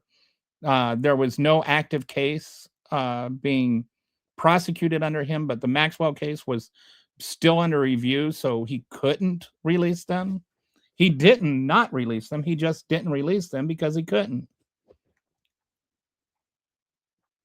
It literally took an act of Congress to release them. And there were some people from both parties while Biden was president to get them released. But the actual draft, the actual law requiring them to be released, which was what would be required, was not issued until afterward. And when there was a Freedom of Information Act and the judge said you have to hand these over, he handed them over without a fight on the day he was supposed to hand them over.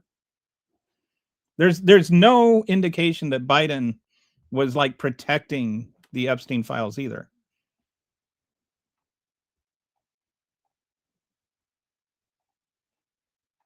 Look up Article 4.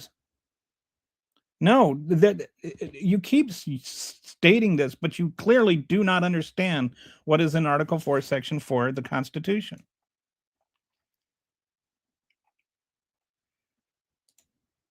Article 6 says federal government immigration laws have legal authority over states. The states using sanctuary states' rights legally. No, actually, this is.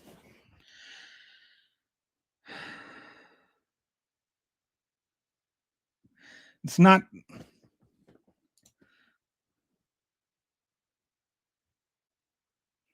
No, it doesn't. To put it in a blunt way, and I don't think you really understand what the issues are here because of what you're saying. And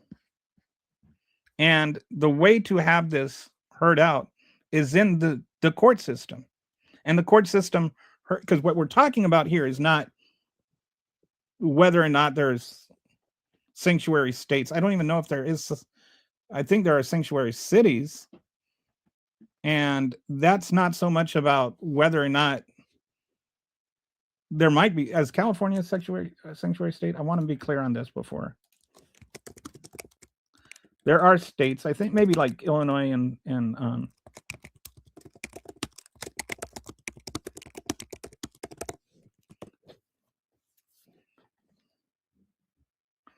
I think there's a misunderstanding of what you're trying to say and what is actually the issue. I think that you don't actually understand the issue here. Okay.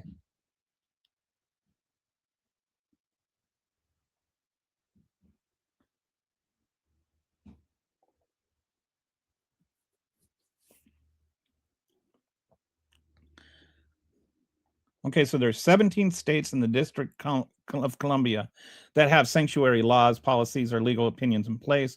These include California, Colorado, Connecticut, Hawaii, Illinois, Maryland, Massachusetts, Minnesota, Nevada, New Jersey, New York, Pennsylvania, Rhode Island, Utah, that's interesting, Vermont, Washington, and DC. And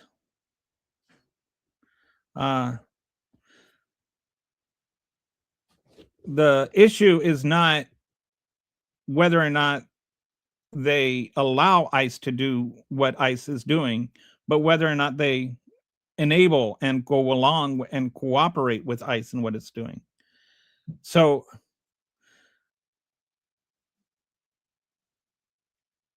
you can tell there's a difference between not impeding and not cooperating. You can allow ICE to do what it needs to do, but you can also not order your police force to go along with it or to help them or to turn over information to them. And this is what is being held up in court. This is not a fake thing or whatever you're trying to establish. This is an actual Supreme Court, like, and there's also the whole issue of Trump using the National Guard and against the will of the governor to enforce this, which is a whole other issue. You're just shouting the word sanctuary doesn't make you right. States still have a right to determine how their police force is used. Cities still have a right to decide how their police force is used. The government can't just co-opt your police force and force them to do to work with ICE. That's where you start getting into the 10th Amendment. Now, if the state of Minnesota were to say, no, ICE is not allowed in our state, that would be crossing the line that you're suggesting. But when Minnesota says you can't use our police force, that's Minnesota exercising its 10th Amendment rights.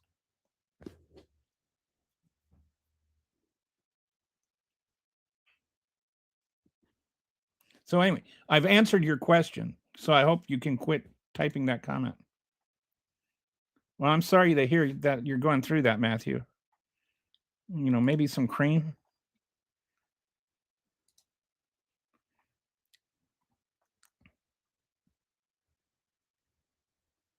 Wow, I did that. I'm gonna have to look that up. It's about national security. Be thankful you have a state and a country.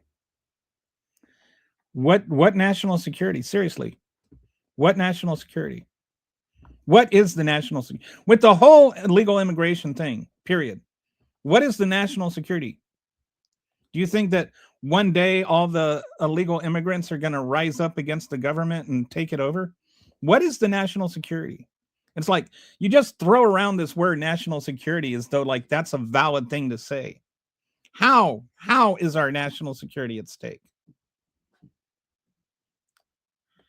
You're welcome.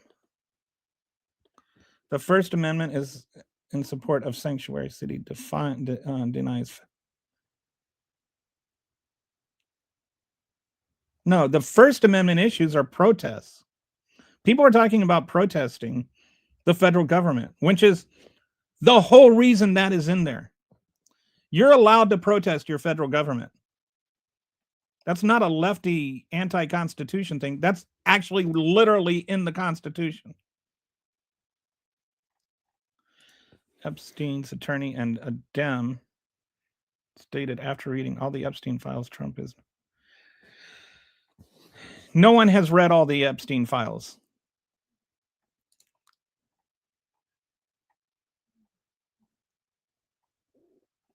And again, I don't care.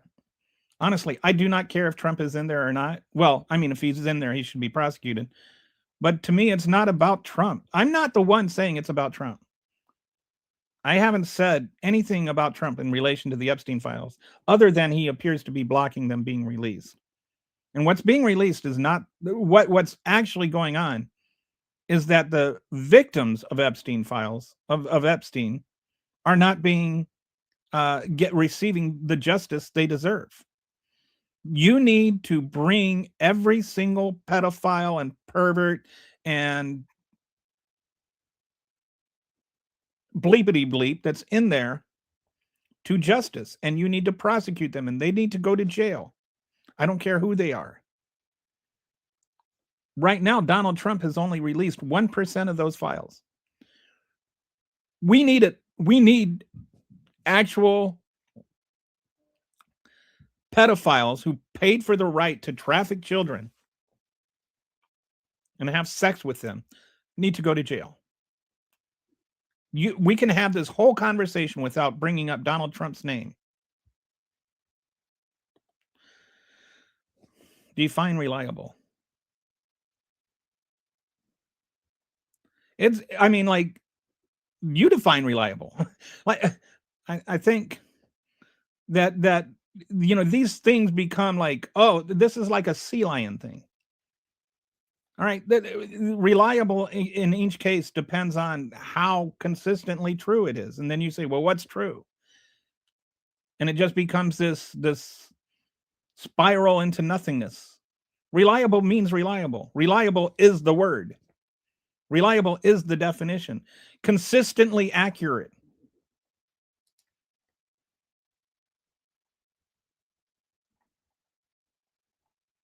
Like, what is the point of a comment like that? Yes, they were. And we discussed under the last administration why they weren't released. And I posted a link in there that you can watch to find out why they weren't released. And going back to the Clinton, the DOJ hasn't consistently not given these women their right to be heard and the justice they deserve. I'm not like the one making this about a political thing. I'm not making this an attack on Trump. I am saying that the women that were violated when they were children deserve justice. Do you agree, Brian, that those women deserve justice? Do you agree that the people that violated them should be in jail? Are you for or against pedophilia? Why does this have to be in the construct of politics for you? I'm saying take it out of the construct of politics. Forget about whether Biden released them or anything. Those people deserve justice.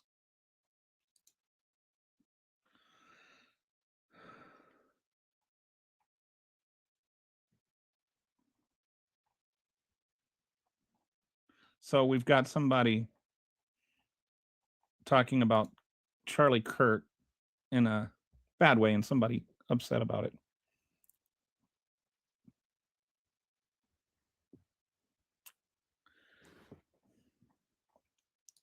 Well, we have no ground floor labor to perform the work that most Americans will not perform. That's a national. Okay. And this is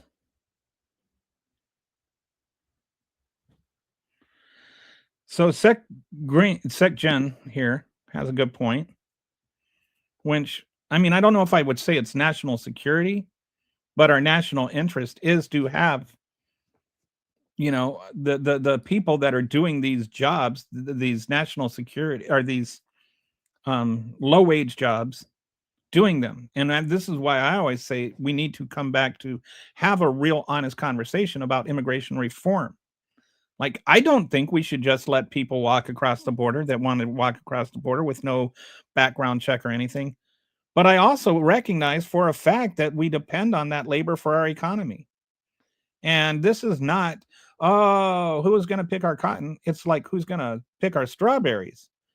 Like a real actual question. Who is going to pick our strawberries? In fact, there was an actual quote from a dairy farmer in Wisconsin who said, who's going to milk our cows? Like, that's an actual question, not a rhetorical device to refer to, like, if you know, think that we should be okay with immigration reform, that makes us racist somehow. Like, that's not the case. We need to have, and we have the farm owners that are going to go out of business. We have the um, truckers and delivery people that are going to go out of that are going to lose their jobs. Like, there's a snowball effect, and it's like for every 500,000 people deported, you lose 44,000 related jobs. Like, in addition to those people being deported, because jobs create jobs. Because when people get jobs, they make money, and when people make money, they spend money, and when people spend money, that creates more jobs. So there's actual positive positive impact on the economy from undocumented workers. So the question is not whether or not we get rid of the workers. The question is, how do we get rid of that undocumented part? How do we make it so that these undocumented workers can become documented workers without, just throwing our hands up in the air and saying anybody that wants a job can get one? We need to have a way. This is, these low wage earners, these low wage jobs are how we built America. It's how we got to where we are. And now we're in a population stagnation in terms of just, we're not breeding faster than we're dying, to put it bluntly. And so in order to keep growing as an economy, we need people. And the best way to get people is to let them come over here. And you can only have so many high-end jobs. Once you would rather have people just competing for the high-end jobs while the low-end jobs are going vacated. Why do you think that food is the highest inflation rate right now? I mean, overall food. Don't talk about the price of eggs or cherry pick one thing. Overall, the price of foods has the highest inflation right now. Why is that? Because we don't have undocumented workers on the farms picking that food, squeezing that milk out, or butchering those cows.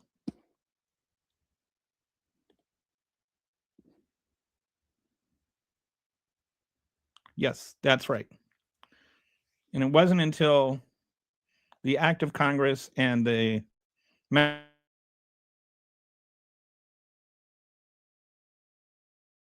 Maxwell, they do not have a right, however, to incite their police force to fight federal law enforcement. Nobody's inciting the police force to fight federal law enforcement. And no, the mayor did not say that's what he was going to do. I think there was something. This is like something that Trump administration likes to do, is they take something and they twist it upside down. I think all that Fry said is, don't call 911 because our police can't come to every call. Like, he was saying, don't call 911 against ICE. And then somehow that became call 911 against ICE. Nobody's inciting the police force to fight against federal law enforcement. The local police aren't fighting against law enforcement. That to me is tantamount to treason. Well, but that's tantamount to making things up or believing made up things. Maybe you're in the second crowd, but Jacob Fry never asked the local police. Jacob Fry never asked the local police to do these things. Okay, I don't know how many times I have to answer that question before you just receive the answer. I don't know what your entitlement. I don't know what you mean by with your entitlements. Every KKK member was a conservative. Yes, both Republicans and Dems. Every one of them. I'm the one trying to take this out of the political realm. Well, obviously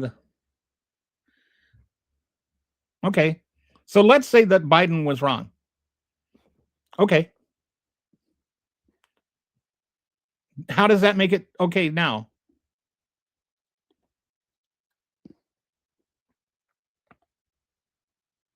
Trump, Vance, Noam, called Renee a domestic terrorist before her body was even called. They are scum.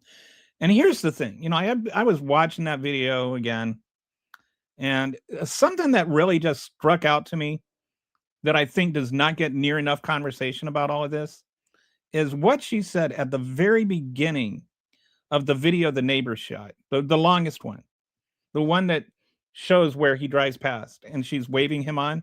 Do you know what she said? She said, "Go ahead, I'm just pulling out." So there's this narrative that she had been parked there, but her car was running.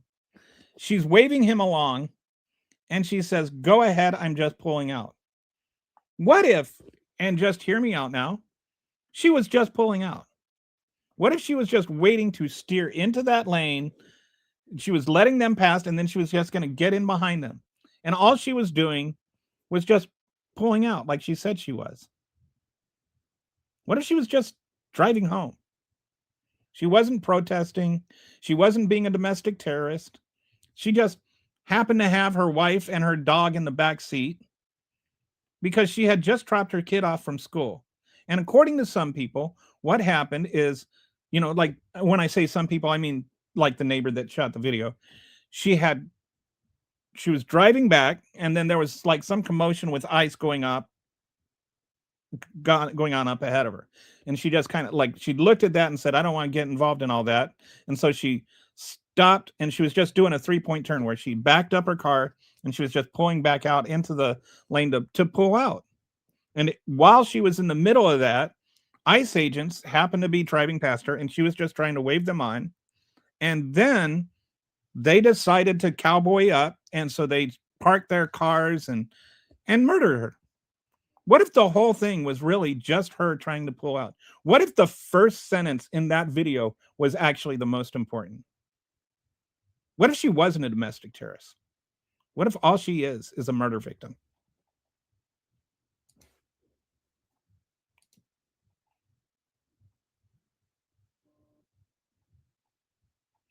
It's just convenient now because that's the reason why it is so important now. Well, there were Democrats that were actually advocating for, as I said, the legislation. It had to be an act of Congress to release them. And proposals from both sides, both Republicans and Democrats, were already on board during the Biden administration. It's not a Republican or Democrat thing. And why did it? Now, what is also true is right-wing media was pushing it. Why did it stop becoming important now? Like, to you, was it important under Biden? Was it important then and important now? Or was it not important then and not important now? Or was it important then but not important now? Like, where is your consistency on this? If you're going to talk about being inconsistent, what do you think is consistent? Should it be it was wrong for Biden and for Trump, or it wasn't wrong for Biden and it's not wrong for Trump? The one difference is there's an actual law now that says you have to release it, which, by the way, all but one Republican in both the House and Senate voted for. That bill would have passed without a single Democratic vote. And it was signed by Trump himself. So that's a big difference between Biden doing it and Trump doing it. Is there was a literal act of Congress passed in between.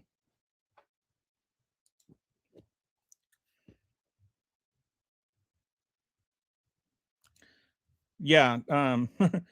So Kitty, don't mess with Kitty when it comes to the Epstein files. I guarantee you she knows more about them than anybody on this chat, including myself. She's like literally built a website about it, which I don't know if I pitched this once while you were gone, Kitty. But this is just an excellent source for everything about the Epstein files. There were 125 investigations going on, and when Trump took office, they ended them. So the Democrats or the Republicans, Kitty?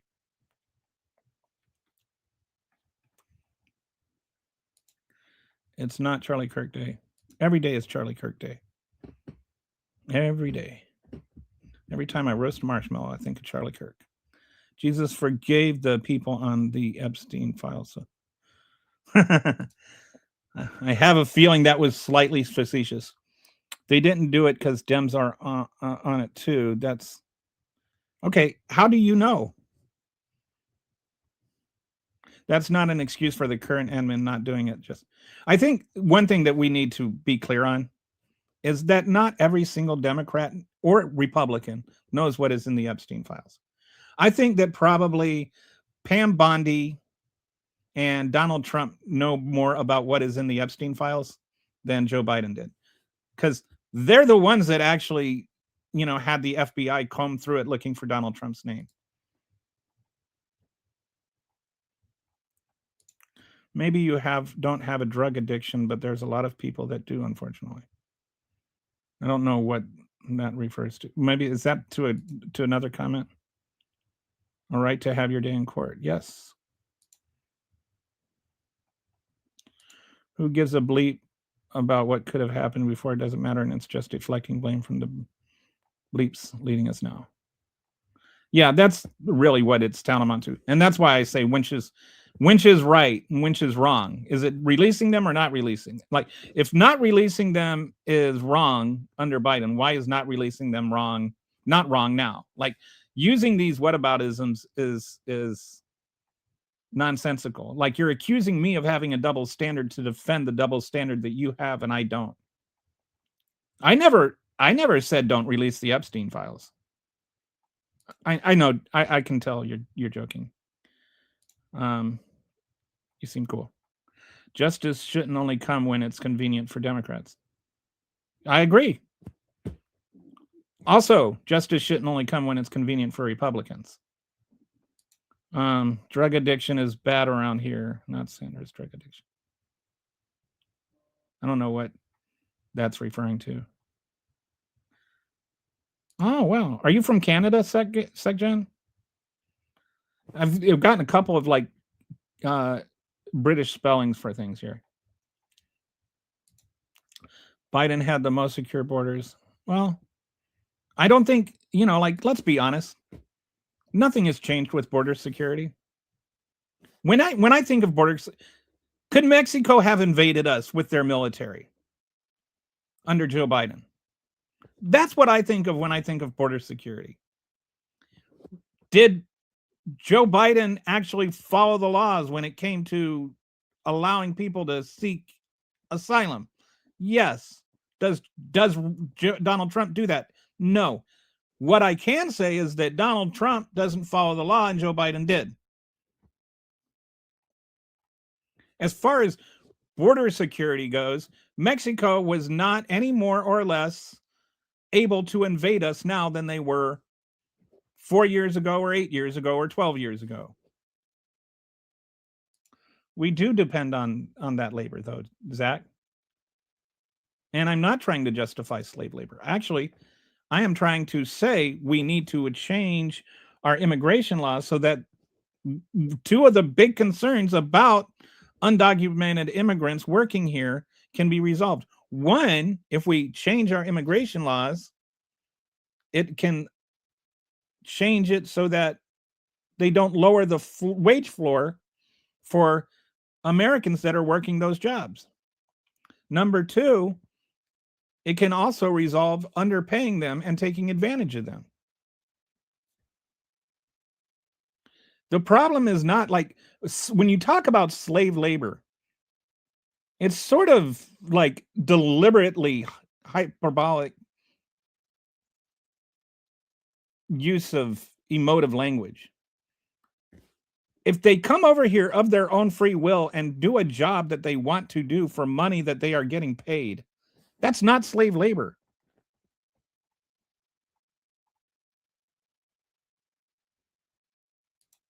A 10, 15-year immigration is too long. I don't know what that means. Here's what I know. If somebody comes over, let's say you have a guy, let's say we changed our immigration laws. And so you have, Juan Carlos comes over here from Mexico and he works this same farm consistently for 10 or 15 years. And as he does, he's a hard worker, and he learns things, and he learns English. And so after 5 years, he gets a promotion. He's goes from just regular field hand to like he's a supervisor now. And he starts to work his way up the ladder, and he's really good at his job. He helps the farm become more and more efficient.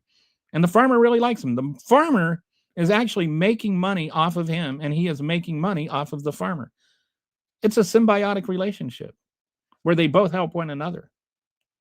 And as he works all this time and he learns the soil and he learns the irrigation, he actually starts acquiring expertise in that. Just like if an American were doing the job. So the farmer actually also benefits from keeping that same worker year after year, just the way he would with an American worker. So let's change the laws so that both the farmer and the immigrant can benefit. I don't see how saying, "Oh, you can't be here for more than 10 years" does that. I think if he is going to be more of a benefit after 11 years, he should be able to stay here after 11 years. We have a program for that. We have for years. We do.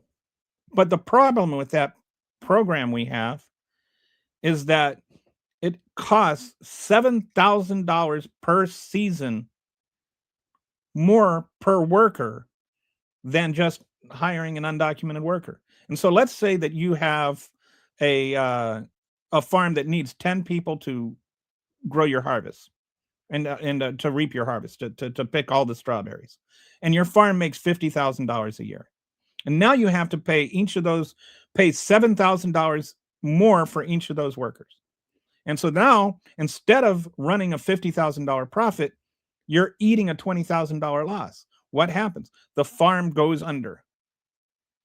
So that's why they end up hiring undocumented people, because that's the only way they can keep their business afloat. Again, and a lot of these people are honest people. We try to make it, oh, well, they're just sitting there benefiting off of these they like they're like the draconian types. They're just honest people trying to make an honest living.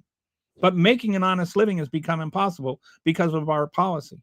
That's why I say, let's have a real talk about changing immigration policy instead of just good guying, bad guying all of this. Not every undocumented worker is bad, and not everyone that pays an undocumented worker is bad. We need to find a way to actually have this conversation so that immigrants cannot migrate and farmers can stay in business. We had 1.5 million. I want to say it's 1.5 million, or is it 1.9? I think it's 1.9 million privately owned farms, small farms in 1980. We're down to 1.5 million. We lost 400,000 or 500,000. I'll check on the numbers, but I think we've lost 500,000. I know we've lost 500,000 small farms since 1980. And we're on pace to lose another 400,000 by 2030. So this is a real problem, where private farms are losing their business. Private farmers are losing their farms, literally losing their farms. Let the animals eat the suppose that you get the chicken vote. We should be happy they are willing to do that work. We should be. Machines already milk cows, but the machines don't get the cow into place, Josh. Do you think the cow just walks up there all on his own, and then the thing just attaches itself and it turns itself on? You think they have like a little cow assembly line? Who do you think operates the machines, Josh? Or Hosea, I'm sorry.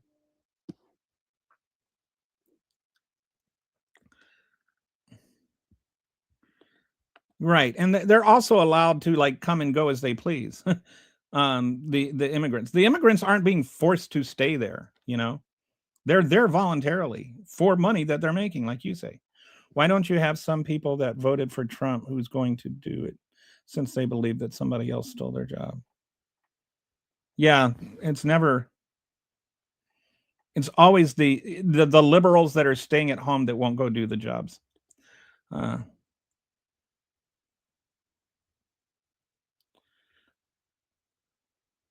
so what happens is to qualify for this program that somebody else mentioned, you first have to advertise for 30 days in local papers to try and get the job filled.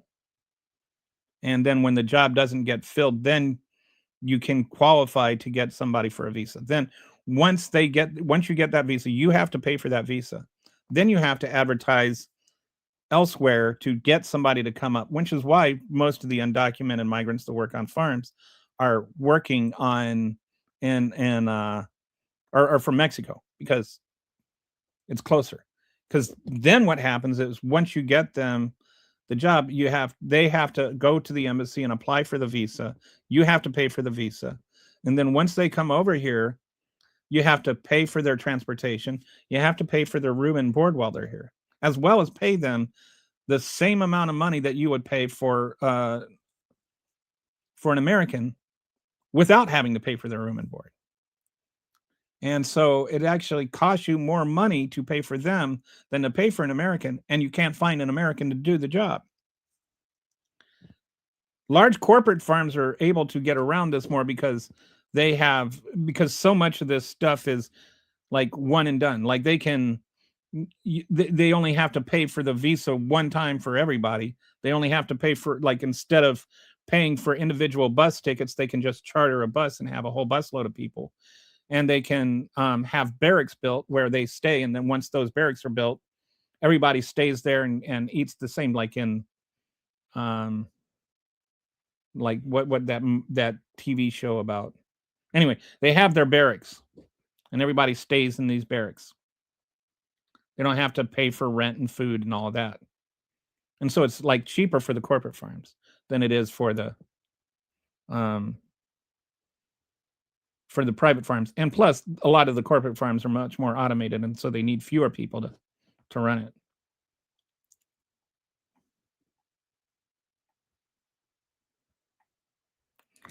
Well, but they're not necessarily greedy owners, dude.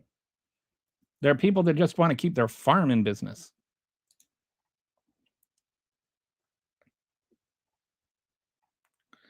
There are some things, so they are automating almost everything, but they aren't. Soybeans can be automated. Wheat can be automated. Corn can be automated. Strawberries can't be automated. There are some products which are just not able to be automated. Most of those are the things where you really have to pick. Like, you can't automate strawberries. There's no automation of strawberries. Do you like strawberries? I like strawberries. Do you like strawberries, Kitty? Anyway, like, instead of just resorting to pat answers, like, actually try and engage in a real conversation and just assume, just for 1 minute, that there is something you don't know.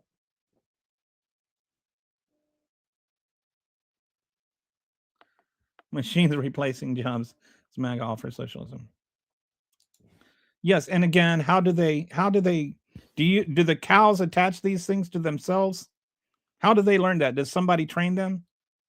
Yes, they're not sitting there literally squeezing the udder, but they still have to be attached to the machines. Again, this is a dairy farmer that said who will milk our cows. I think that the dairy farmer knows more about milking cows than you do, Spirit. You have the farmers going to go to business because they voted against. Yeah, they bet their farm on it and they lost their farm. But I still, I'll still try to defend it because it's in our best interest that they stay in business. It's not just them that suffer if like, we lose all our strawberry farms. Everybody that wants to eat strawberries is going to have to pay more money for strawberries.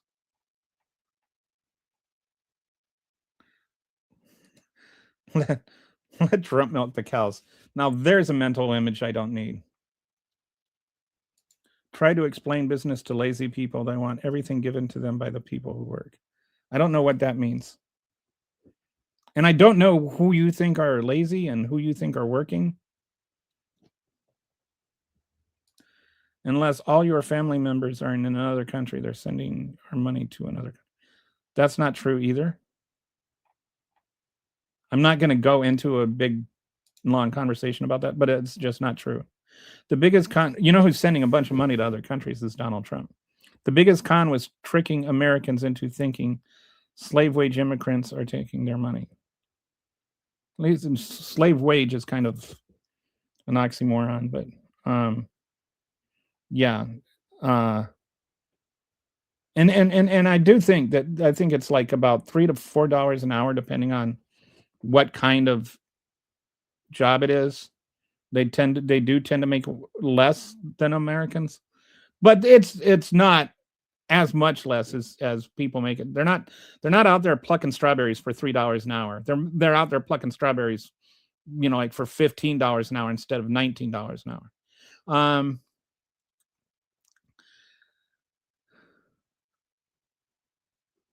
But that's another thing that, you know, immigration reform is what we need. Not do we need immigration or not is not the question. We do need immigration. That's an objective fact. How much we need, where we need it. The other thing, like we've been talking about agricultural jobs only. There's a I think it's an H-2A and H-2B visa, and I think H-2A is the agricultural one, and then the H-2B visa is non-agricultural, and these are temporary work visas. And let me.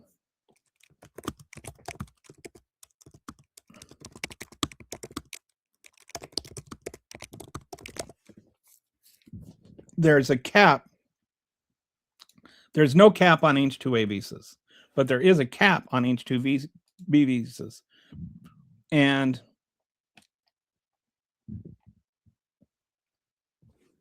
okay, the cap is 66,000 per fiscal year. And the vast majority of undocumented migrants who are on H-2B visa or who work in jobs would be on H-2B visas. Like they don't qualify for H-2A visas. H-2A visas is only agriculture, and we've only talked about agriculture. But the construction workers, which I think undocumented migrants, depending on where you're at, make up roughly 30% of the workforce. You've got healthcare industry. You've got all kinds of jobs that they do that nobody else wants to do. Like you don't have Americans swarming the hotels to become maids. And the reason that they do these jobs is these are the jobs nobody else wants to do. We're not telling them to do these jobs. They're doing these jobs because nobody wants them, and nobody wants them because they suck. But there's jobs that still need to be done, right? Like you still need somebody to come and make your bed when you stay at a hotel.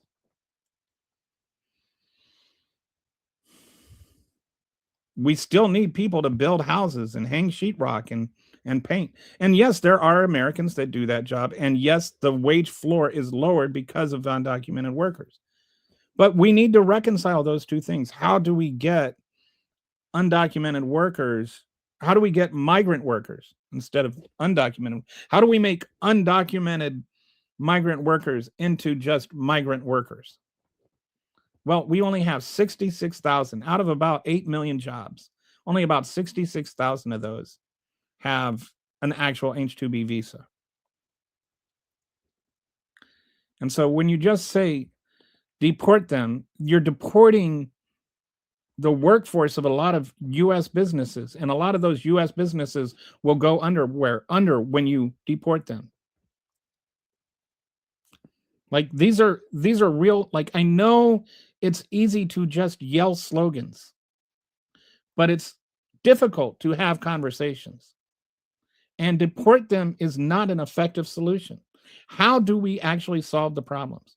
Like Do you want the U.S. hotel industry to face a crisis?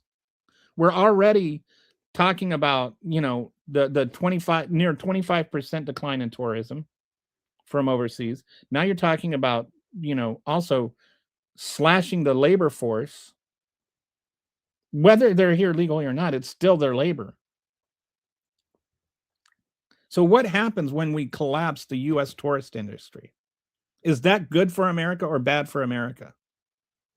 Like, actually follow through and have logical thinking in your head, if it's possible. Yes, exactly my point. Therefore, how many deports inflicts a negative stimulant upon the yes, exactly. We're hurting our economy right now.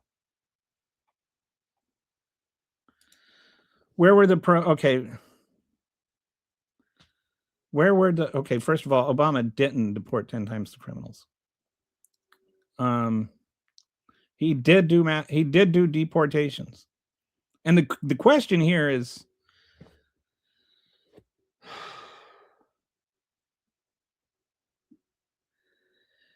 Barack Obama never had ICE agents pulling over women and shooting them in the face 3 times.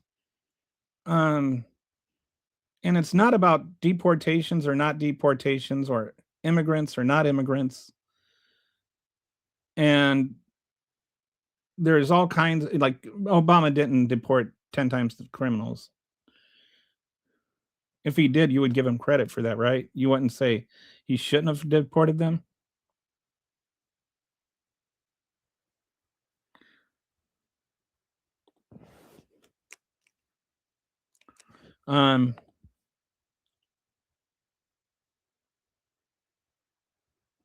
Just what happens is you have different categories of people. One, what Barack Obama did was deport people that were crossing over when they crossed over. And he also, but he also, like, had DACA, to where children who were brought over when they were like 3 and then grew up here and didn't even know that they were here illegally could stay. And he tried to get this through Congress. Like, if you are a child who, you came here when you were a child, you had no, like, what was the 3-year-old supposed to do? Stomp her feet and say, "No, daddy, it's wrong"? So people that didn't know anything other than being an American could continue to live here. Like, there's a moral question too.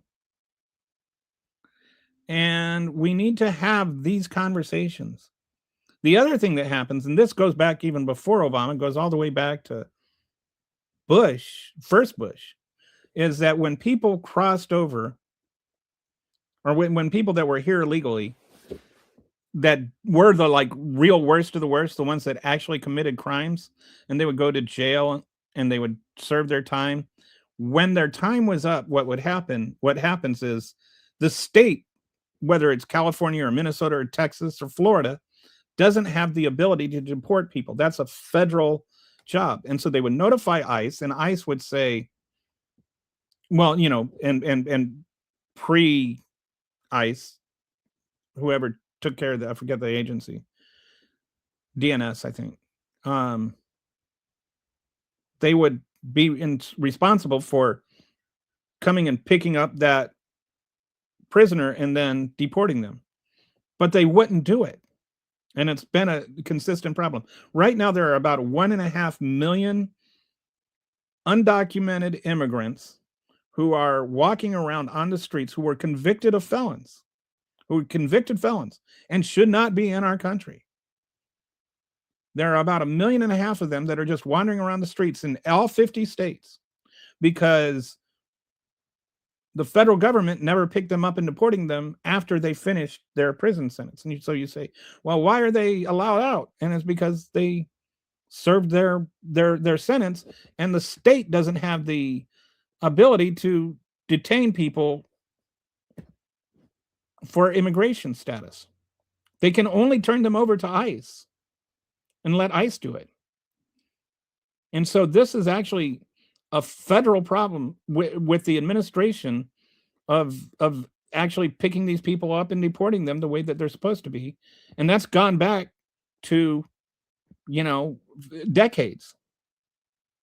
And so if you ask them why they're not doing it, and they say, oh, it's a funding issue. Well, they just got record funding.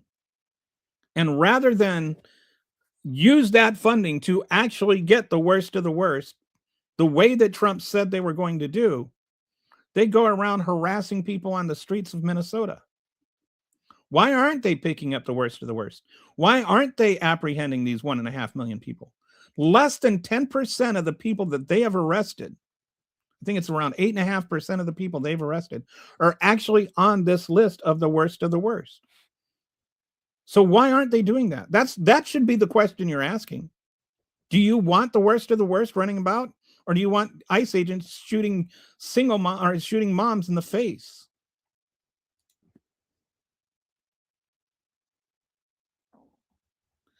My most honest question to that is that it didn't happen. That is just a made up thing. He did not allow 10 to 20 million people into the country. You're conflating a number of different things. Mostly you're conflating encounters, which without including deportations. And then there's also like the 10 to 20 million. Like when you have a range of like 10 to 20 million, then there's some made up numbers involved there, right? The number, and I discussed this earlier, the number of people that crossed under Biden was actually how many? Okay, let me.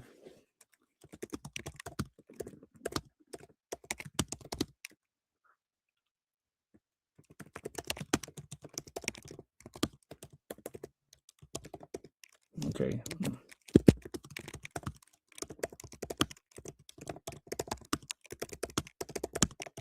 I'm going to ask it, how many border encounters were there under Biden? How many were allowed entry? How many were deported?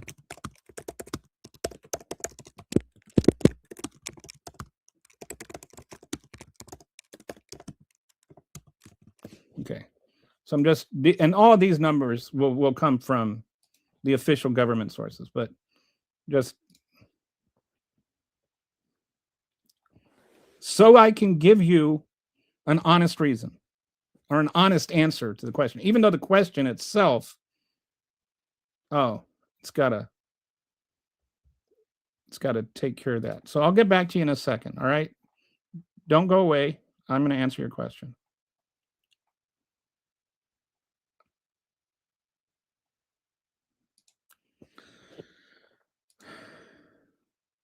If you pay taxes and aren't allowed to get services, that taxes. Yeah, the undocumented migrants end up being a net benefit to the federal budget. And the issue is exactly where Trump v. had blurred the line between documented illegals. Yes.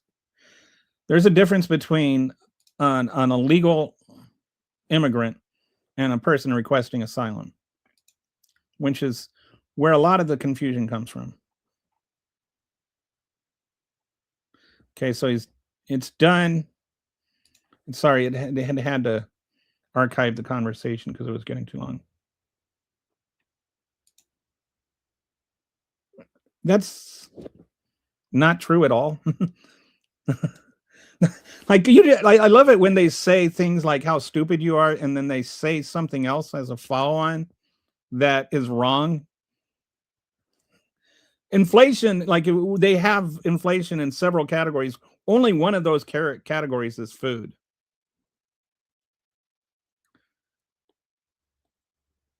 Okay, he deported less than 1 million. That is not true.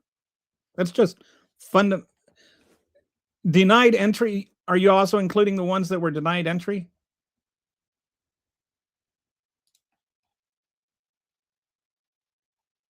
Okay. The United States provided protection. Okay.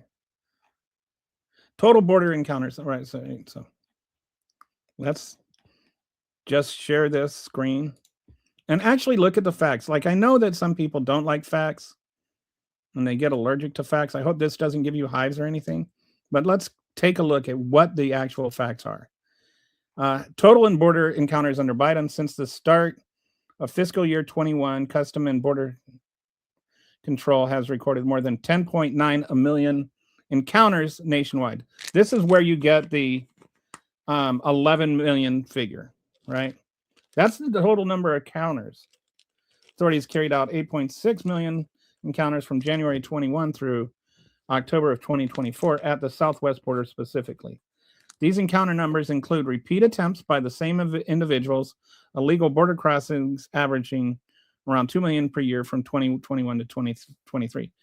How many were allowed entry? At least 6.3 million migrant encounters at and between ports of entry since Biden took office in January 2021 resulted in more than 2.4 million migrants allowed into the country. So now we're down to 2.4 million.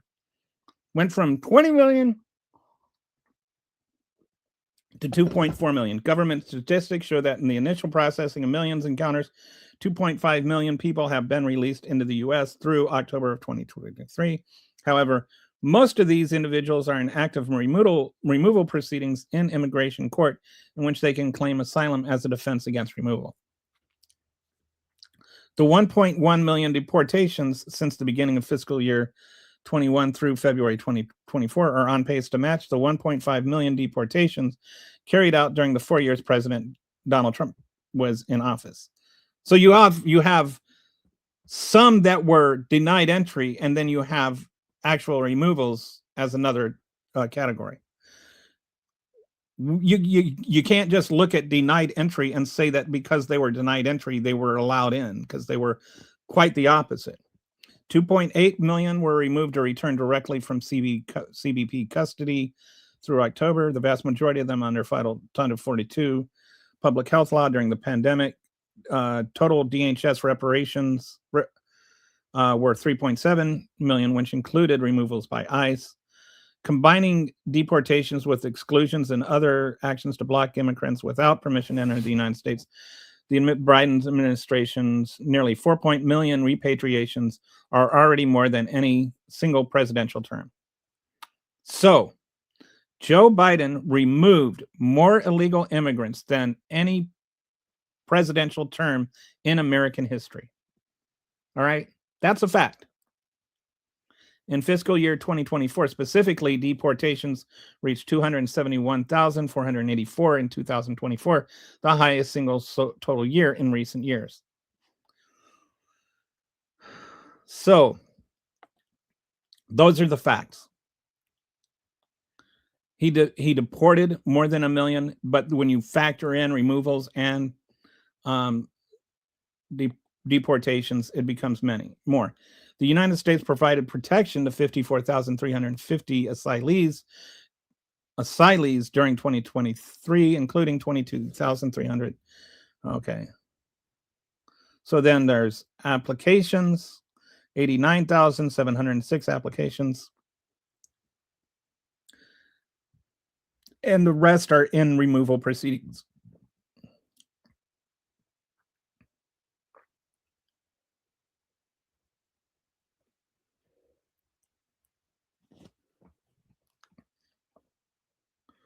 So it's a lot more complicated than Joe Biden let them in. Basically, what Joe Biden has done is followed. What Joe Biden did is what the law says. So if you don't like what he's doing, then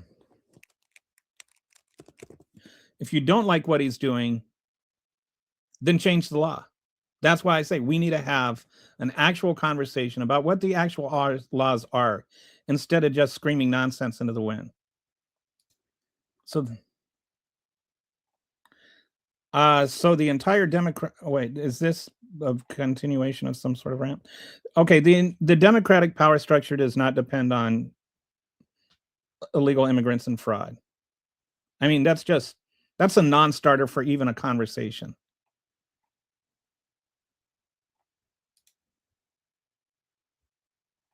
The police don't help anyone in the woke cities. Again, a non-starter for a conversation.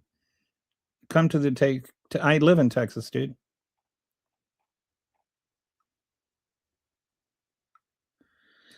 Yeah, we haven't talked at all today about the 25% tariff that he's threatening on Europe again if they don't let us have Greenland.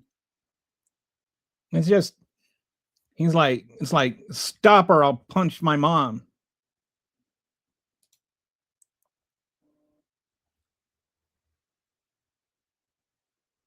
Okay.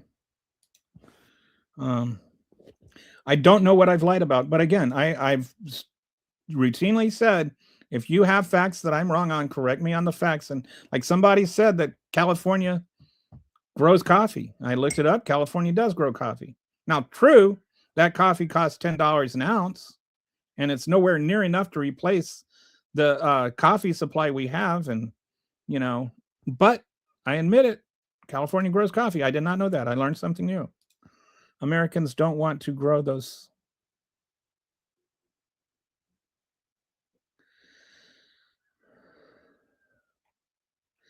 This is not a new thing. Immigrants have been doing the lowest jobs since before we were founded. I mean, they had indentured servants doing those jobs in the 1600s because the people that owned the houses didn't want to do them.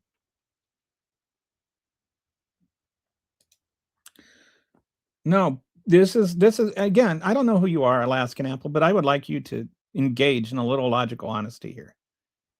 One of the reasons that I am saying, and I want you to like understand this, one of the reasons I am saying that we need immigration reform is because illegal immigrants are lowering the floor.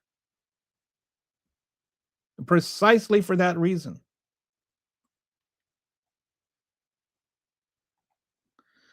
Sounds like you believe made up things. I don't know what things I have made up that I believe, but feel free to correct me on any facts. The Minnesota police are not being forced to stand down.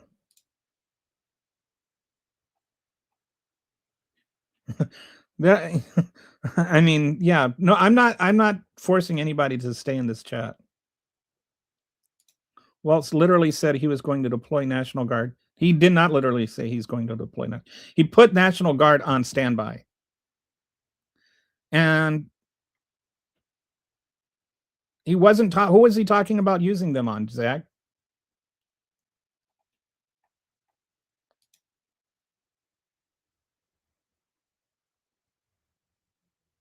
You are a brainwashed fool speaking. Okay. All right. So do you have anything of substance?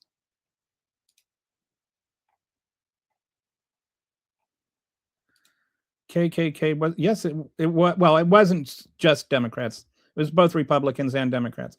It was a racist group that I condemn. It has nothing to do with the current Democratic Party. If Trump's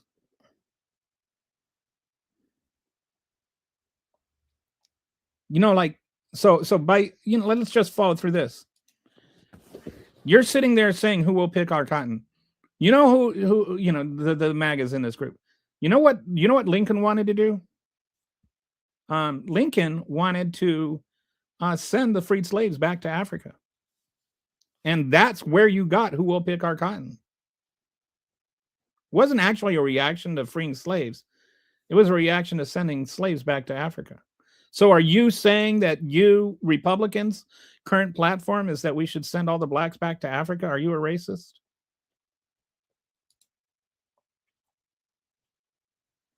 Or is it possible, just possible, maybe, that the national conversation from 1865 is not the current conversation we should be having?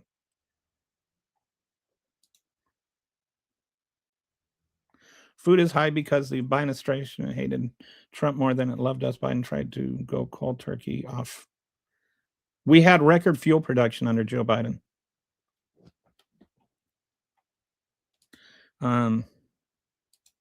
Stormy Daniels was Trump. Well,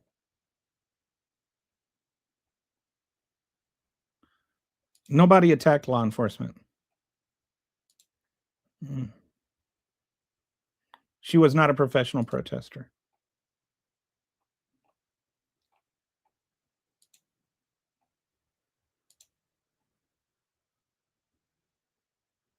It was okay for Obama to deport. Nobody's complaining that Trump is deporting people. This is the straw man argument, right? That Trump is deporting people. And that's what we're mad about. That's not what we're mad about. Show me where Democrats are mad about, like people being deported. The whole question, the whole conversation here is whether or not they're being deported without due process and whether or not the right to protest still exists.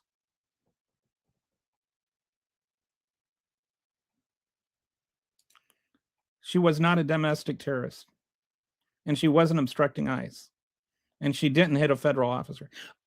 Don't believe the stupid he had internal bleeding thing. You have to get hit by a car to have internal bleeding. She died. Yes, because Obama gave due process. Coming from a soft hand person who wants cheap labor. Yeah. You know who wants labor, period, is the farmers that own the farms. You ignored the part. She didn't follow him all day. There's absolutely no evidence of that. And she had just dropped her kid off at school. And she did have her kid or her dog in the back seat. This is a made up thing that she followed him all day. You are believing things without any evidence at all. So Antifa means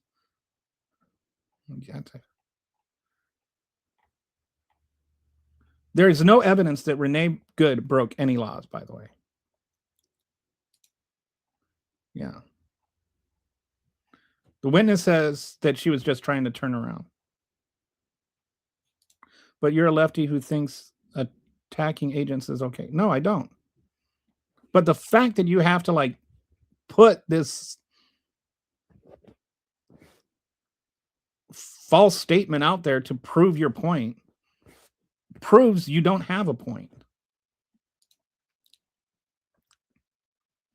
Her girl, no, the only reason, okay, first of all, her girlfriend is her wife, not a girlfriend, was allowed to talk back to federal agents. And she did drop her kid off before that. She drove to school with her wife in the car and her dog in the back seat. Dropped her kid off at the school. She was coming home from having dropped her kid off at school. She saw the ICE agents up ahead and all that activity, said, I don't want to deal with all this, and then stopped, and she was trying to conduct a 3-point turn and pull out. Then, after she backed up, and this is where the video starts, you see the cars start trying to drive past her, and you can hear her saying, just go by. Or go ahead, I'm just trying to pull out. You can hear her say that. And so they drive past her. Jonathan Ross actually drove past her, parked his car, got out, and came over and started harassing her. You can't say that she was preventing him from driving past. And by the way, I hear people saying, well, she was trying to block one lane and blah, blah, blah. It was a one-way street. And all she was trying to do is turn around and pull out. And she says, just go ahead. I'm just trying to pull out.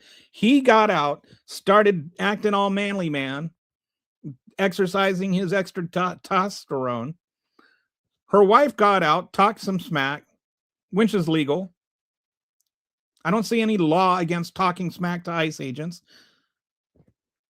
Then she tried to pull out. He walked in front of the car against DHS policy.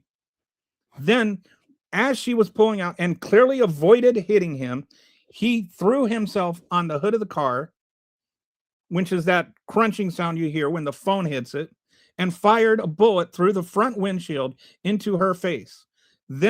And he was from the front side of the car. He was not in the car's path when he pulled the trigger. So we know for a fact that he was not in any danger. And we know for a fact that he was from the side because we can see his feet on the left side of the car when he fired all 3 shots. He murdered her. And her girlfriend talking smack to agents is not a reason, or her wife is not a reason to murder her.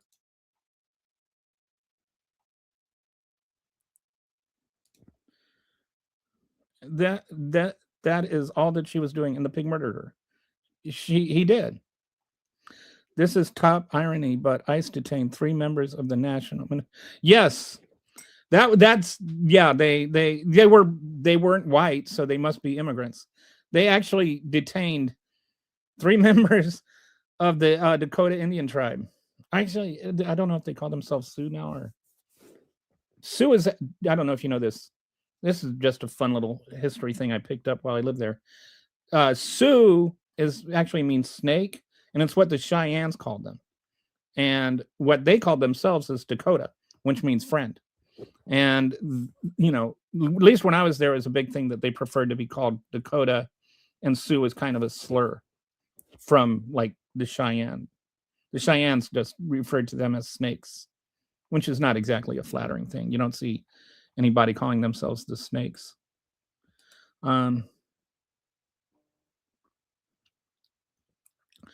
They found Antifa.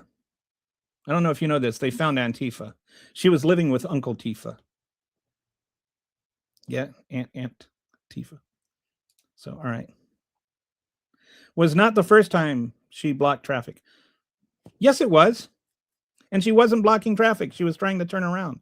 Like, I know that you guys have this like right wing little thing where you guys, you know, bubble where you guys just repeat the same things over and over again that aren't true.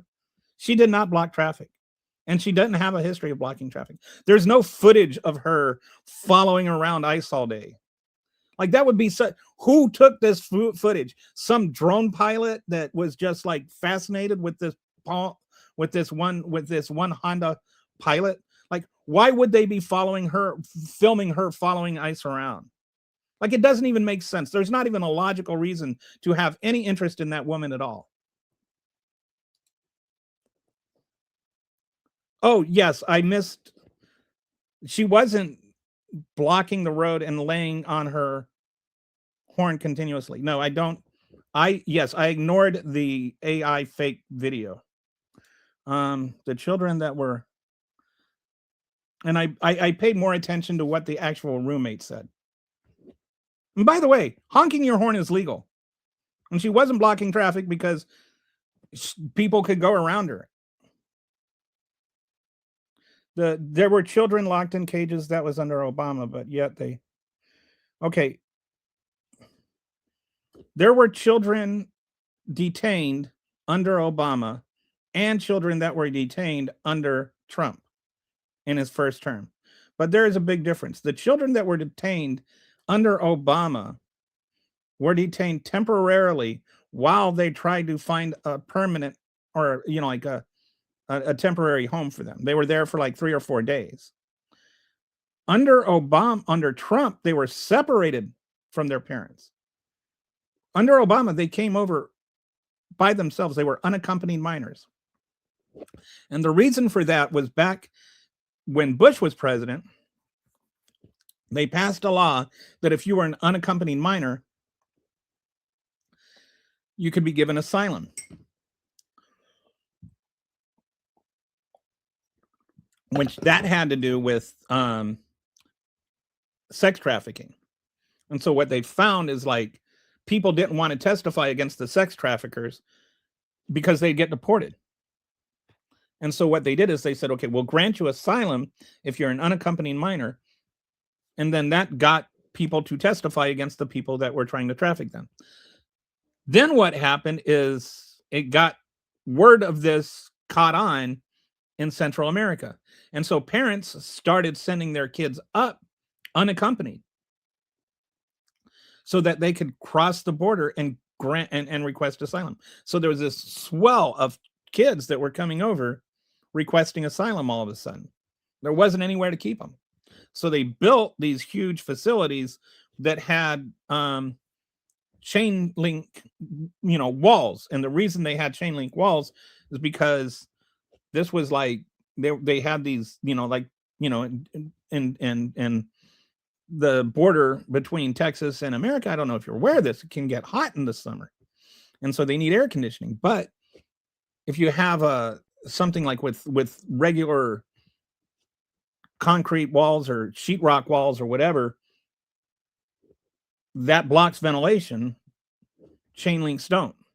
And so it was a lot easier. It was a lot faster to build these facilities with links and then have kids staying there for a few days. And they didn't have enough facilities, and they were trying to build them, and it was a big thing. And there's an agreement, I think it's called the Flores Agreement, where you could only keep them for so many days. And there were some that were kept beyond that amount of days, and Biden got some criticism for that. But Biden's goal was to get rid of the children, like to put those children in homes. It was not to keep them there. And they arrived without their parents. Under Trump, what Trump did is he took kids who were arriving with their parents, separating from their parents, and then putting them in those same places. And for a lot longer than the Flores Agreement. He was putting them there for months, even years.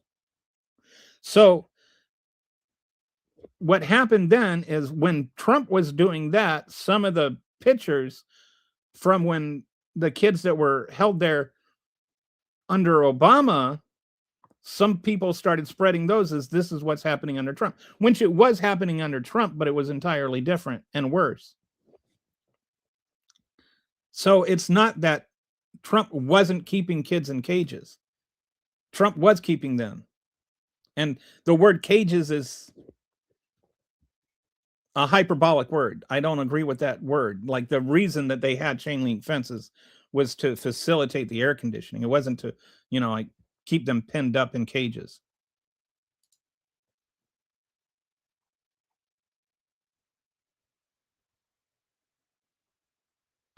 Yes, her wife said, "Drive, baby, drive." I don't think that means what you think it means. I think it means drive, baby, drive, which is, as far as I can tell, a legal statement. No, she didn't. No, she wasn't.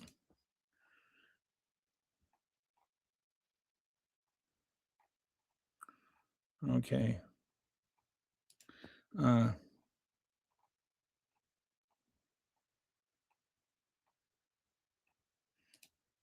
Because she got out.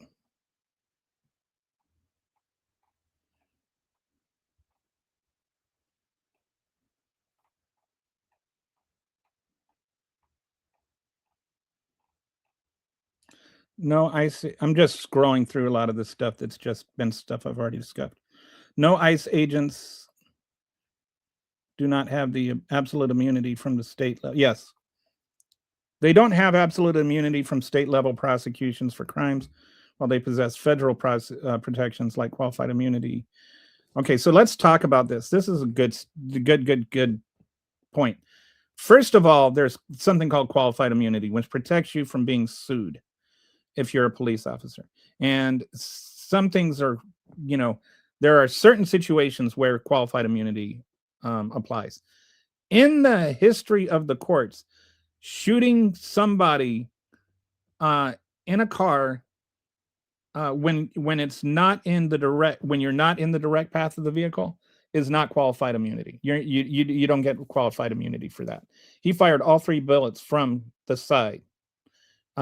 If you put yourself in the path of the car, you don't get qualified immunity. He walked in front of the car not once but twice. So he put himself in that situation, then got to safety before he fired the first shot, fired 2 more into her face. He does not get, he is not, based on legal precedent and court history, he is not allowed qualified immunity. Imagine not everyone, I've watched the video many times. She said, "Go ahead, I'm just pulling out." They had 3 other encounters. No, they didn't.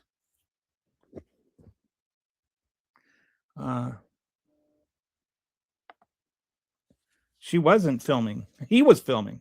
And provoking officers is fine. There is nothing illegal about talking smack to an ICE officer.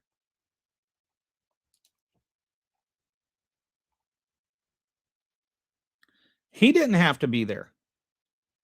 He didn't have to stop his car. He didn't have to pull out. He didn't have to shoot her in the face. Like, if she was a protester, she has a right to protest.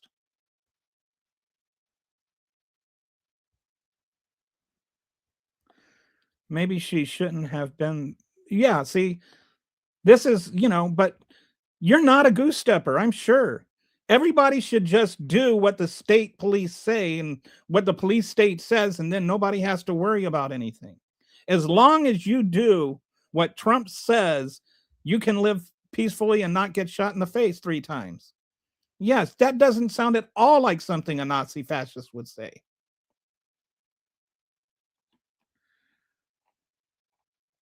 I only know it's hard. Except being wrong, getting sucked in the garbage caps lock does not make. Okay, hang on.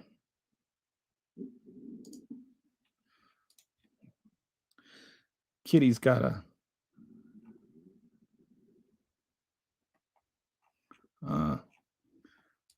Sorry, Kitty, the link you shared with me, I have to.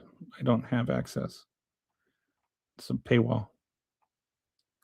Ashley broke into a federal building through a window and was, yes, and it's like amazing how the people that like say that I guess having an idling car and trying to pull out into traffic is like not protest is protesting and it deserves to get shot, but just like trying to crawl through a barricaded door, the window of a barricaded door that you just broke open, while people behind you are screaming, "Hang Mike Pence," and Mike Pence is like less than 50 yards away. That is protected speech, but sitting in an idling car waiting to pull into a lane is like grounds to be killed.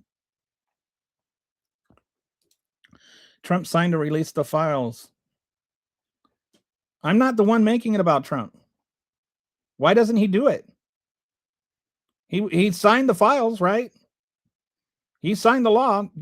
Now, admittedly, a law that not signing it would have been veto, that a veto would have been overwritten the next day, but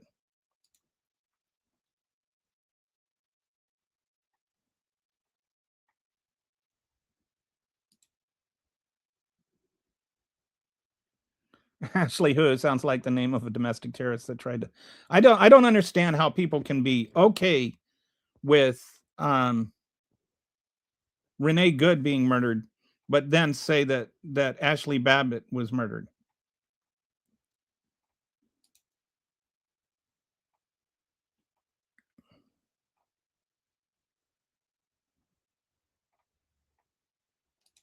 Yeah, except that she didn't run over an agent. Like, she didn't run over an agent. That's where your whole argument there kind of falls apart. Is like the whole "it didn't happen" part. At what point was he on his back? At what point was he injured by the car? I know that the Christy Noem, who also said he was digging his car out of ice, and that there was a riot going on. She didn't run over him. He walked in front of a car. And by the way, that little segment that you guys love so much, that shows her hitting him, was sped up to make it look worse.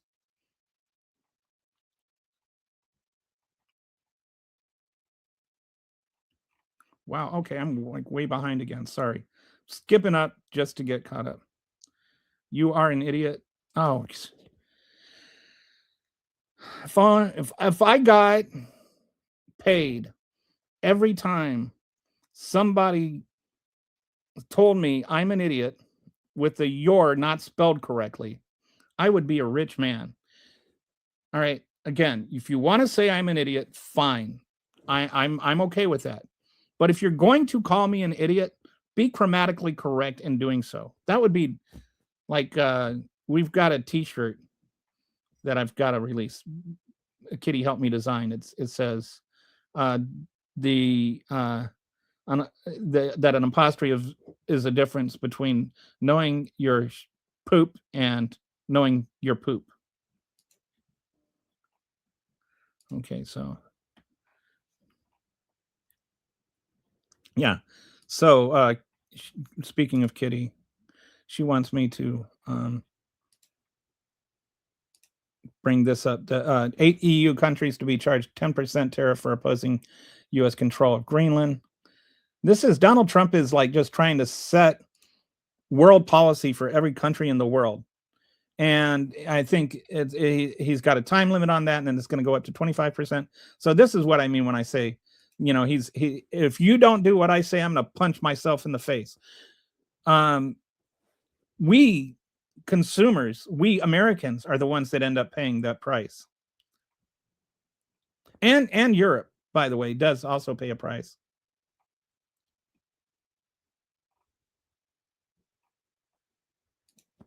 Yeah, he filmed himself walking in front of the car. Yes. Please don't use the R word. I know that you think it's okay and acceptable and all of that, but on my channel, it's not. I don't use disabilities as slurs, and I don't use dehumanizing language. I won't call you maggots or anything like that. I think that we need to treat other people as other people.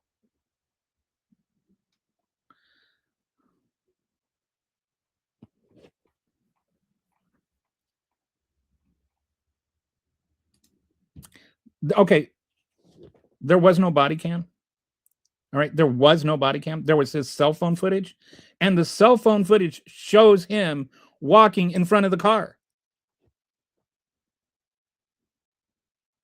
The cell phone footage, literally, he filmed himself walking in front of the car and then filming inside of the car and filming her turn the steering wheel away from him.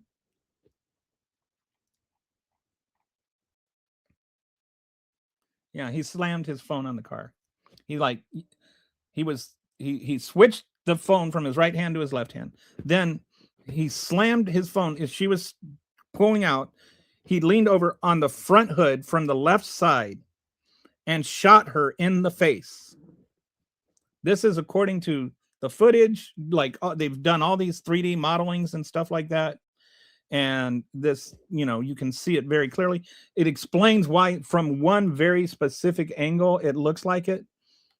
Because it's like when a Hollywood actor, like when you do the fake punch and you roll the actor, the Hollywood punch where they roll the chin, and if you look at it from a certain angle, it looks like they're getting punched when they're not actually getting punched. That is the angle where it looks like he's getting hit. So that's why it looks like he gets hit from that one angle. Is just his momentum and the car's momentum are synchronized, but that's why it looks like he's not getting hit in other angles. And that explains why there's so much confusion about whether he got hit or not. Is that there's this optical illusion. But he was on the side of the car when he got hit. We know this because his feet are by the front left tire when he fired the first shot.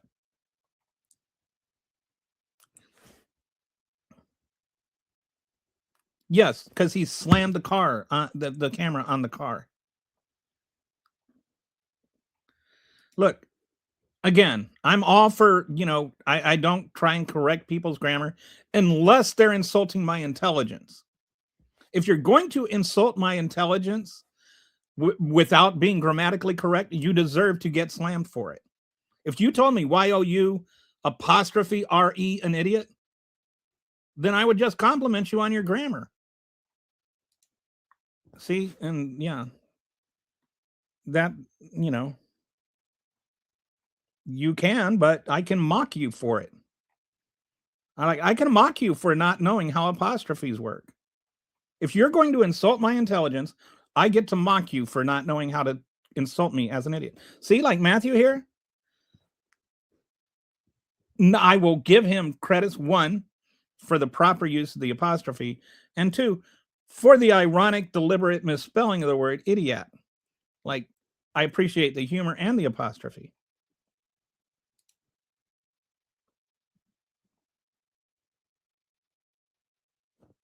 Oh, look, a transgender joke about a murdered woman.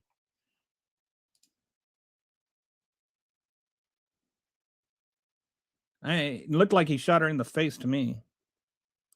Um, and he shot her 3 times. I haven't seen any autopsy or anything.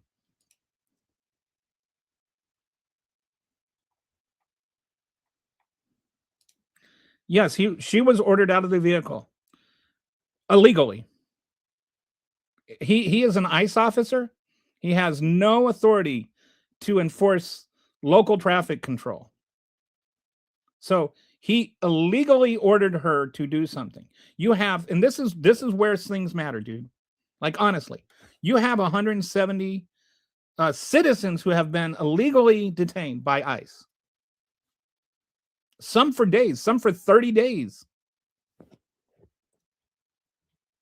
And you got this irate ICE agent yelling that you need to get out of your car illegally.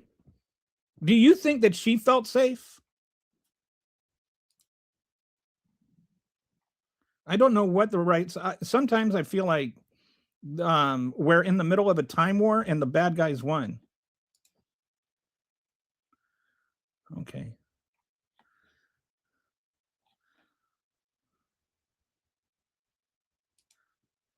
Oh, records medics found.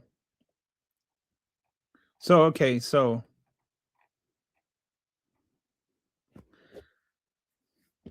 according to this,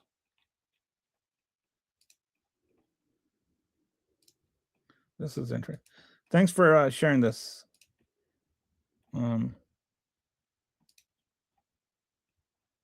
See, I learned something new every day.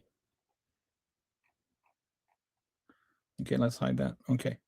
So according to this, they found gunshot wounds to her chest, forearm, and head. So she was only shot 1 time in the face. When paramedics, and this is the other thing, is the records reveal that when paramedics arrived, they found Good unresponsive with a weak pulse.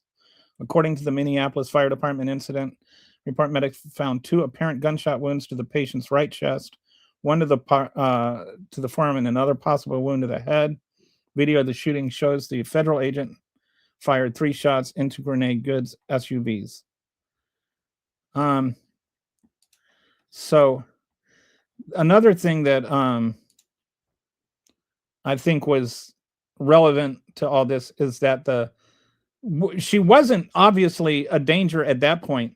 Why did they deny her medical assistance? Like, at what point do you stop just defending everything that, is anybody that's against Trump for any reason and says anything negative about Trump, you automatically have to take the other side of. Was it okay for her to be denied medical access while she's literally dying? No, it's a cell phone. It's a cell phone. You don't walk around. He was holding a cell phone.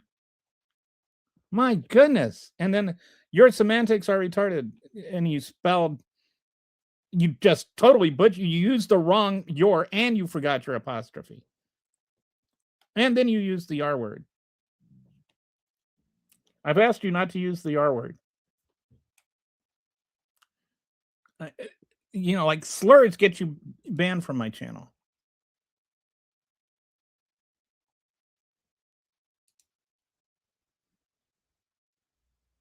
No, it wasn't a lawful order. He illegally ordered her to get out of the car. ICE agents do not have any authority to arrest somebody for a traffic enforcement. He did not have the legal authority to tell her to get out of the car. So it was not a lawful order. He gave her an illegal order.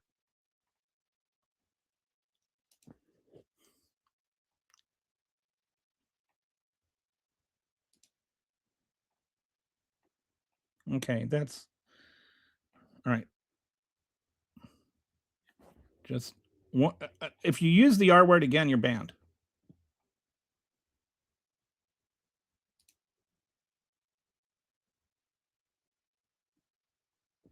Yeah, that's kind of like ICE ended up blocking the road more than anybody. And what was she blocking? If she was blocking the road and preventing them from doing something, why didn't they just drive past her and then go do the thing that they were supposed to be doing?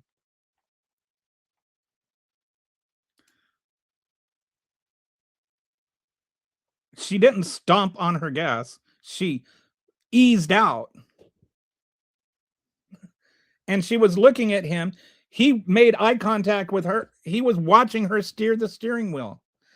You guys, like, do you honestly, if you really believe Renee Good was trying to murder him, then you're just, I don't even want to say stupid. You're too, what's the word I'm looking for? You're a religious fanatic, is what you are. You are so devoted to the Trump cult that you cannot see reality anymore.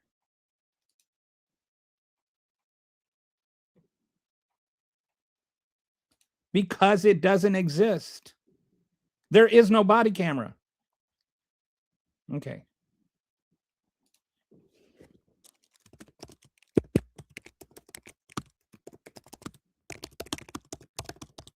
All right. Let me just explain it this way.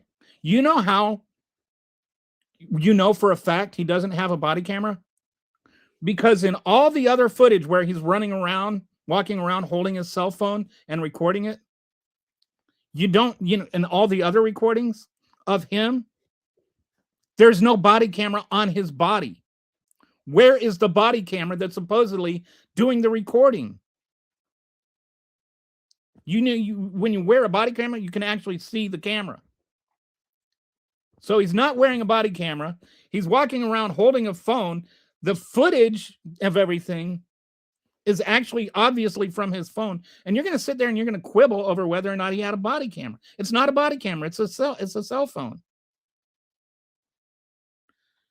If she was told to stop and get out, doesn't matter. Yes, it does.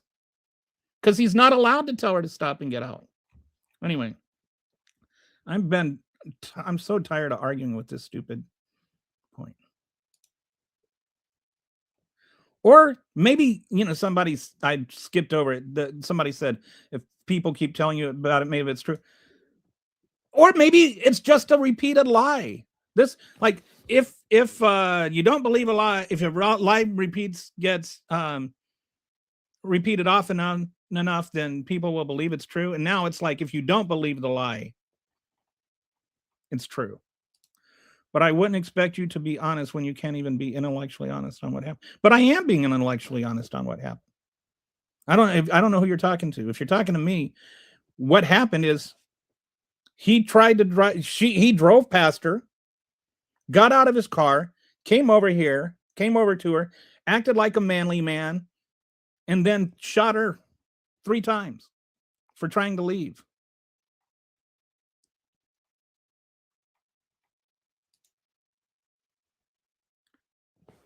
I'm done with you. That he wasn't wearing a body camera. The angle. He wasn't wearing a body camera. And yes, you can see body cameras. My goodness. Oh, she was joking. I didn't realize that joking was grounds for lethal force. I don't think she was joking. She said, "Don't worry, I'm not mad at you, bro." Or no, she just said, "You're just doing your job. I'm not mad at you, bro." And while she's like laughing and smiling. That's not like a death threat as far as I can tell.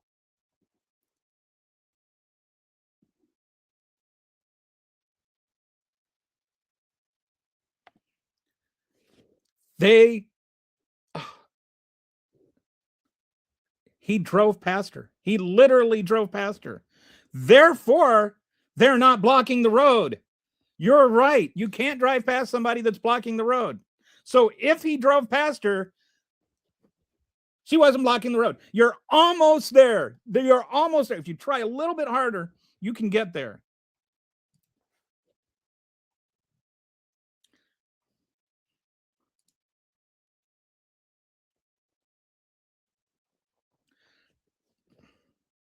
How do you think we feel having to deal with you?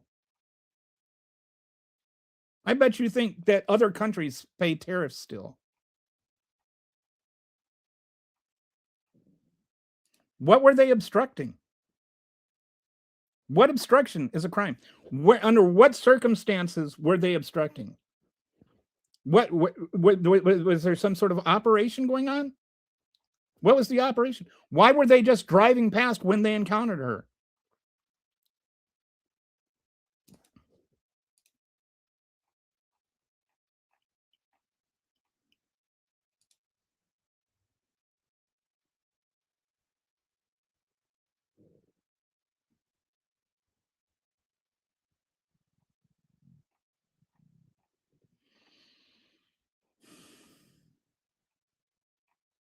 Looking, honestly, we should have them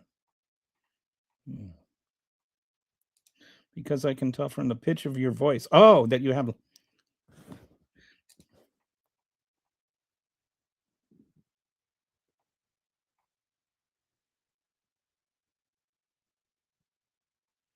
wasn't blocking traffic if they can drive past her.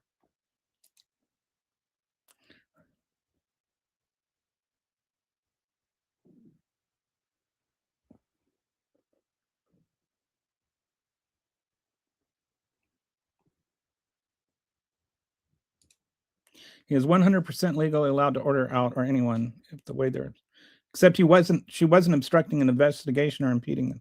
There's specific language to that, and she wasn't doing anything. If he can drive past her, how is he impeding her? He drove past her before he parked his car and got out of it.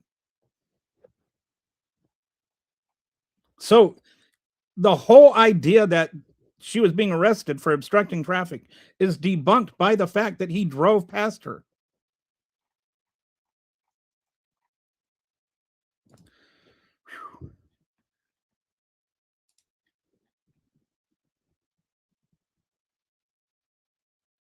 Yeah, there's like if you look, most ICE agents don't have, like, to clarify, um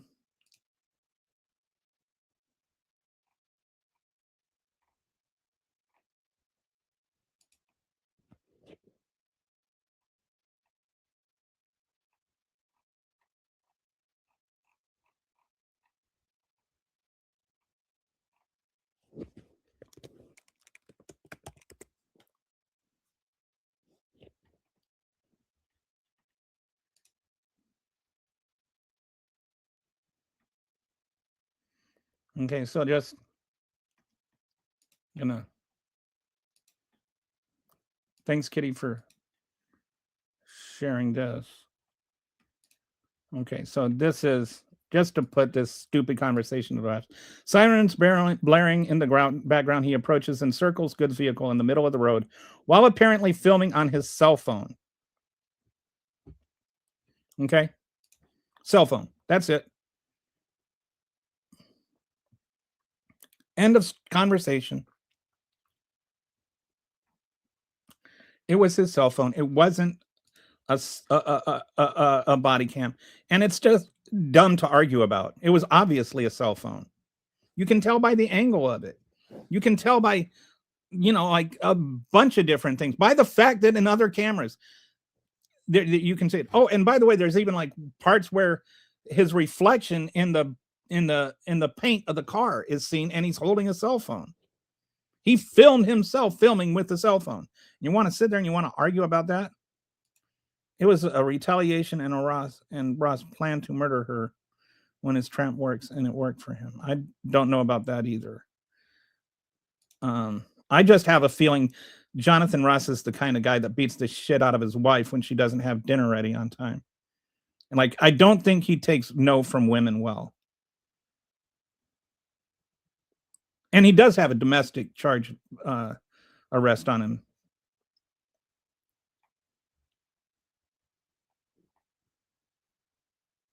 She had no right to, all right. She doesn't need a right or a reason to be there. She doesn't need to defend why she is at the location he decided to murder her in. Like the whole idea Like, and it's like you guys wonder why we call you fascists. And well, you wouldn't have been murdered if you weren't at the place you were when I murdered you. Or if you would just do whatever the police tell you. But Ashley Babbitt,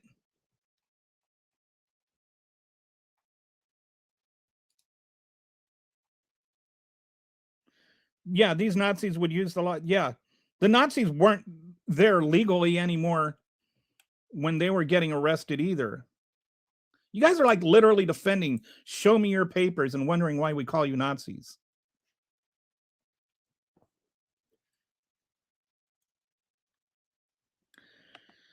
She was from Colorado. She had been living in Missouri. She had moved to Minnesota about 9 months before. If you think that she drove from Missouri to Minnesota to drop her kids off at school, then you're kind of dumb.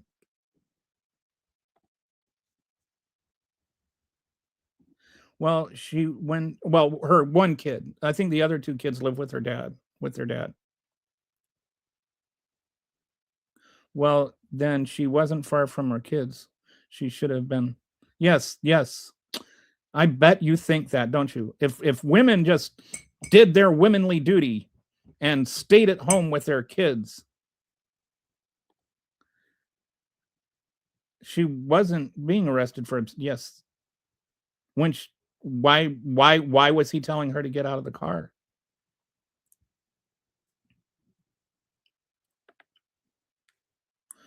What were they even there? Why did they need a reason to be there?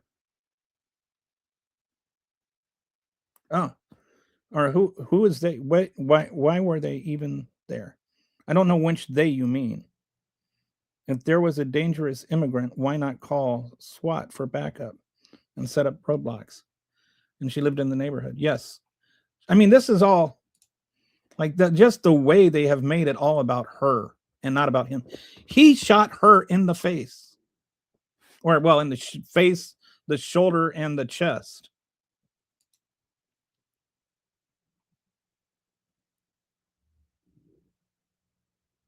She didn't drive 5 hours to be there. She had been living there for like months. She still had the Missouri license plate, but she had been living there for months. Do you think that they just drove around with no luggage or anything and the dog in the back seat all the way from Missouri to go to a protest? Why were they dropping why did their kid go to school there?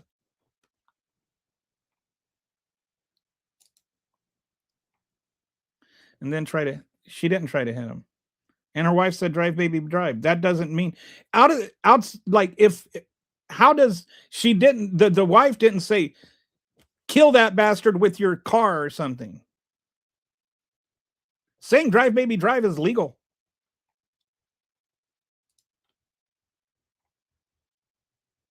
Well, actually, I just wear reading glasses, but because I'm old. And no, I don't think it makes me intelligent. Just because you sound like, okay. But just because you resort to ad hominem attacks, I can assume that you don't know what you're talking about.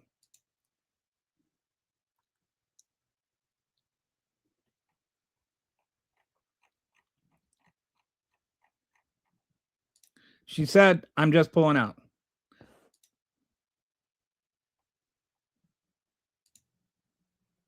And by the way, people were going around her.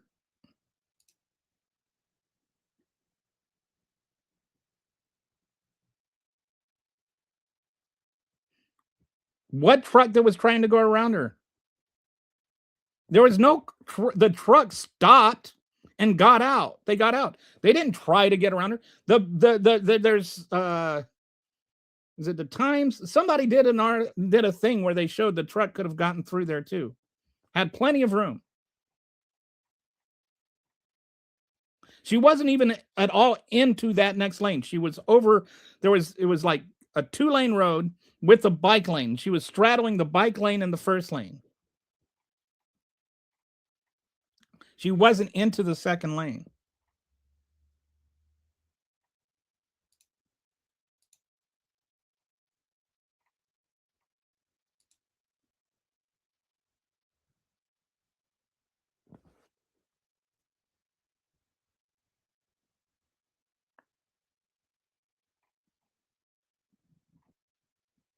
Oh, well, you did a low key. That is what she said joke. I didn't even mean to do that, but I try to be better in that and do those on purpose. Fascism is far right. Oh, now we're getting back into the. Did somebody say what is a fascist?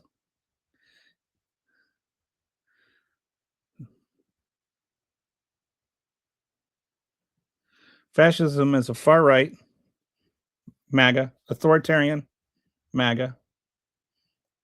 Like the when you tell me he's my daddy and only Trump can fix it. Yeah, that's authoritarian ideology characterized by extreme nationalism, America first, a strong central state. I can do whatever I want. A dictatorial leader, I can do whatever I want. Cult of personality, literally praying to statues of Trump and suppressing of opposition. Look at what the DOJ is doing. Yeah, I think that we pretty much squarely hit Trumpism on its head with fascism. Thanks for that posting that definition. She didn't run into him. And again, like I don't want to go through it all again. He was out of the way of the car. He had put himself in front of the way. He had put himself in front of the car, which is against DHS policy and against, you know, anyway, she said I'm just pulling on. Yeah, I really wish Fred Trump had said that at least one more time.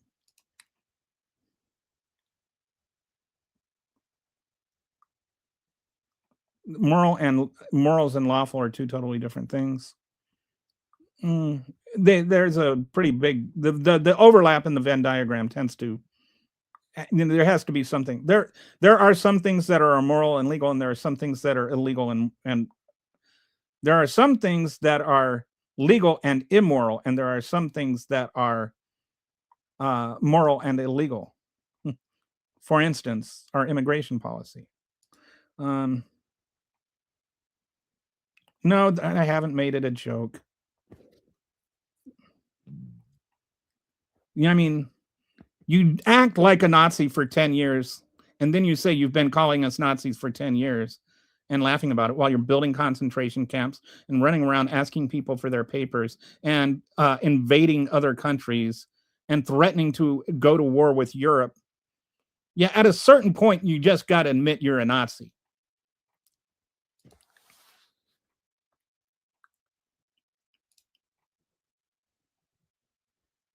Well, no, that's premeditated murder. And I think the second and third shots, the second and third bullets, he was clearly way on the side. She was not a threat to him, and he shot her two more times. So number one, he intended to kill her at that point. Number two, when he denied medical service to her, when he ran over there after he called her and bleeping bleep, and he ran over there and took his trophy shot. I wonder, one reason I'd love to see this whole thing come to trial is because he recorded everything. If he were either a civil trial or a criminal trial, that cell phone would become discovery, would be subject to discovery, which would mean that the defense or the prosecution, depending on which kind of trial it is, not the prosecution or the plaintiff, would get access to that cell phone, which would mean we could see all his little text messages. And I wonder what ICE is texting to each other. I think if you got into the window of how these ICE agents text each other, you'd find a whole lot of really racist Nazi things going on.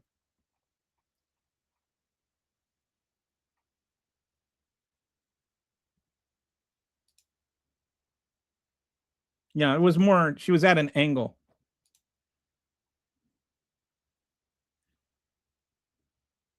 It's like, think of a sideways K, and she's like, like you got the K with the, so she's like this part of the K, that kind of angle. Versus a T would be perpendicular. Yeah. So yeah, commandment says thou shalt not murder. So like that, in terms of legal things, murder is both immoral and illegal. Going back a generation, there were segregation was illegal, but also like segregation was the law. Like it was illegal for a black person to drink out of the wrong fountain. That was immoral. So the law and morals don't always align.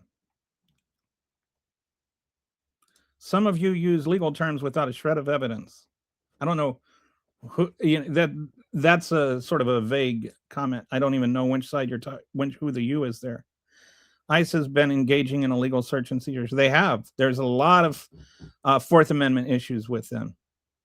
Just pulling over somebody because they have an accent, for instance, like the guy that was just filling up his gas and he was black, and the guy walks up to him and says, "Let me see your ID." He hadn't even said anything. So how does he know that the guy has an accent? Then the guy has an accent, and so now he's like, "Oh, show me your papers." Well, now he's black and has an accent, therefore he must be here illegally. You can't do that. Even Brett Kavanaugh is like walked that back a little bit.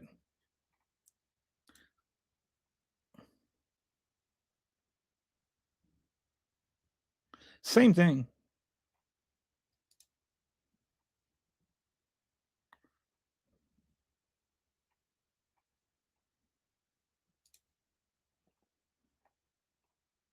Anyway, please just don't use the R word as a slur at all. All right. I do not like using people that have a disability as a slur. I don't understand why you would. And it doesn't make the video any less of evidence that she hit him, because I didn't say it did. It doesn't. She didn't hit him. That's the key point. She didn't hit him. And she wasn't trying to hit him. And he walked in front of the car. Doesn't change any of the facts. It's just, I notice when people like try to use it, like try to pretend like it's a body cam because it makes it sound more official, rather than this idiot was so busy focusing on his cell phone, he wasn't paying attention to his surroundings. And that led to her getting shot.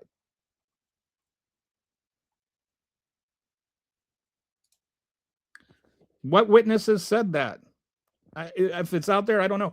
But again, I think that legal observer is a legal thing. Like, you're allowed to observe ICE. And even like what obstruction means, the law is very clear. It has to be forcible.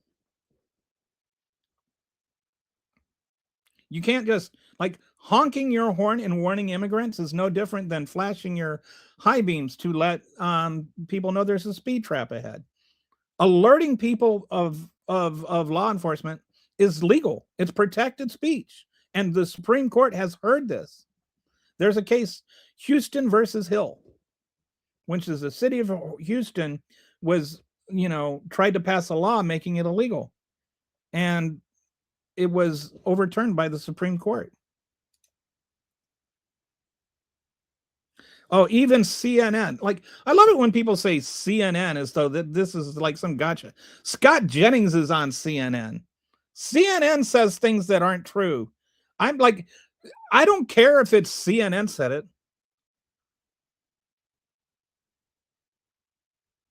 Observed her letting non. How does she know what kind of vehicle? What is a government? She let Ross pass. Jonathan Ross drove past her, parked his car. His car is on the right during the video. John Ross passed her.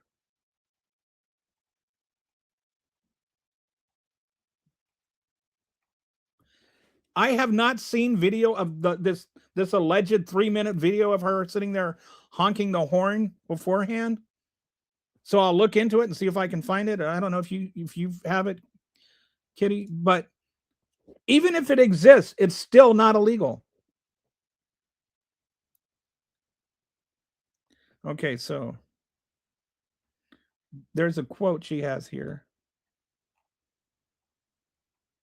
Okay, from From the Wikipedia article, no reliable reporting shows that she was engaged in a formal protest at the moment she was sought. Multiple authorities, independent analysis, and local officials described the situation differently than some officials official claim. Here's what the evidence shows. She was killed in a direct encounter with an ICE agent during a federal enforcement operation in Minneapolis on December 7th, 2006, as part of an expanded ICE presence in the city. There is no evidence that she was actively participating, I guess. And then the note, you ran out of characters. Thanks, Kitty, for sharing that.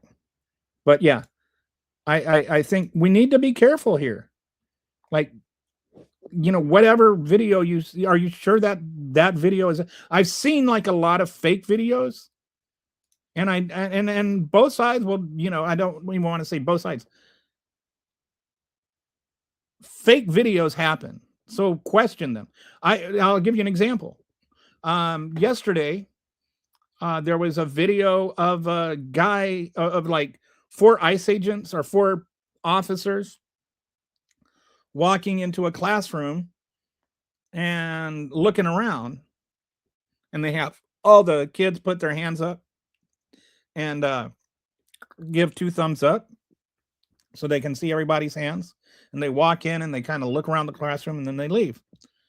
And then the thing said it was from a Minneapolis school. And then, an hour, so I was like, whoa, this is not shocking. And so I shared it.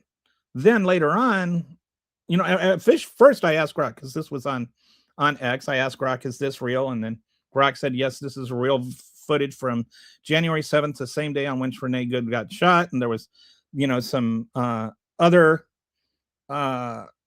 protests about ICE agents, being in local schools. And because apparently this is like ICE is not traditionally going into schools. And so I shared that video. Then a couple hours later, I'm like looking at it again, and I realized, it's got a recommendation for I don't know, what are the, like the comments thing, or the official comment where it's like correcting the record. I forget what it's called. Anyway, I looked at that and saw that this video is actually from 2022 or something in a high school in Houston, where police officers were looking for a shooter connected to an active shooter situation. And so then I deleted my post because it was wrong. And then I posted that I had deleted that post because it was wrong, to let other people know that video was fake. Well, not fake, but being misattributed. And I think we need to like have honesty in these conversations. And that's what I try to do. I try to be honest. And if I find out that I'm wrong about something, I will correct myself. But I see, and I'm not infallible. I'll get duped too. But when I learn I'm duped, I say I'm duped, because other people are also getting duped. As far as I am aware, and according to the Wikipedia article, there's no evidence that she was participating in protest.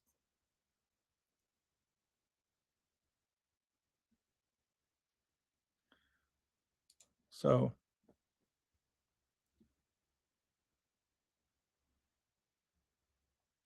okay, this is actually helpful.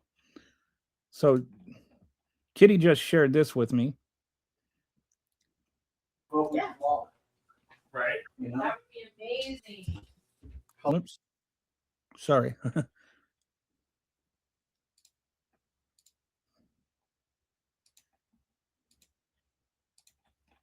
Okay, so this is from Instagram, and I think this is what she might be. She thinks this might be what you're referring to, but I'd like to point out something on this. Let me start it over.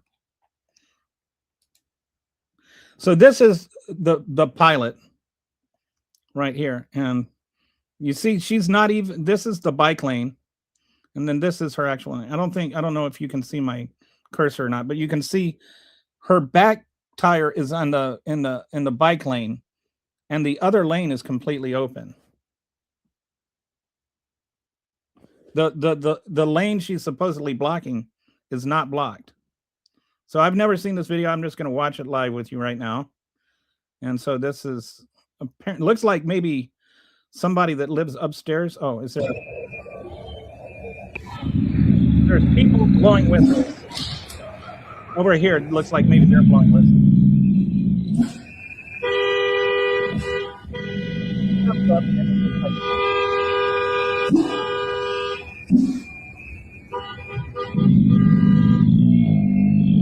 Not sure who's honking, but she wasn't sitting there honking for 3 minutes. All of this is legal activity. I just want to point out, I don't know if you can hear me or that. All of this is legal activity. There is no law against that. You can see right here, you see how the cars are parked on in the same direction. That's because it's a one-way street. And people were able to drive past her. So she's not blocking traffic. I don't know if I think that might be her wife right there. It looks like maybe the same guy.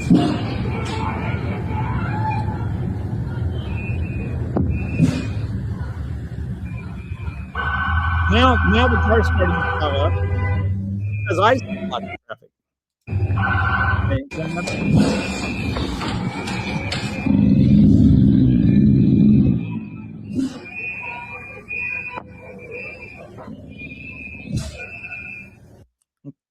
Okay, so this does not show her doing anything illegal. I don't know how much difference that's going to make to anybody. But she was not blocking traffic, and if she was honking her horn, I don't know if they were honking at her to get out of the way or if she was honking her horn to warn people. Either way, she's not doing anything illegal. Oh boy, yes, we haven't killed you yet. You know, the poem says, you know, first they came for the communists, then they came for the socialists. So, you know, you there's a then, right? There's a person after the first group. So when we've already got like people being, you've got the federal government monitoring my social media to see if I say mean things about Donald Trump. How long before I'm not able to? You leftists are the Nazis. I'm made of rubber and you're made of glue. Bounces off me and sticks to you. That's like the number one Republican retort. Yeah, anybody that believes he had internal bleeding is gullible enough to vote for Donald Trump. I think of TDS as being the Daily Show. I refuse to yield TDS to Donald Trump. It means the Daily Show. A darn good show, by the way. That's what.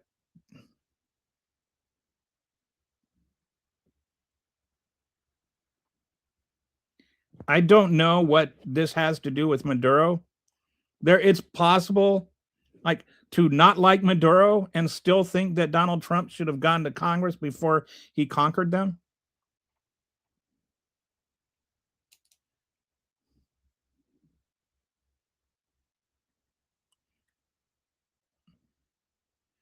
That sounds like I can agree with that. That's a good point. That's actually a pretty good quote, dude.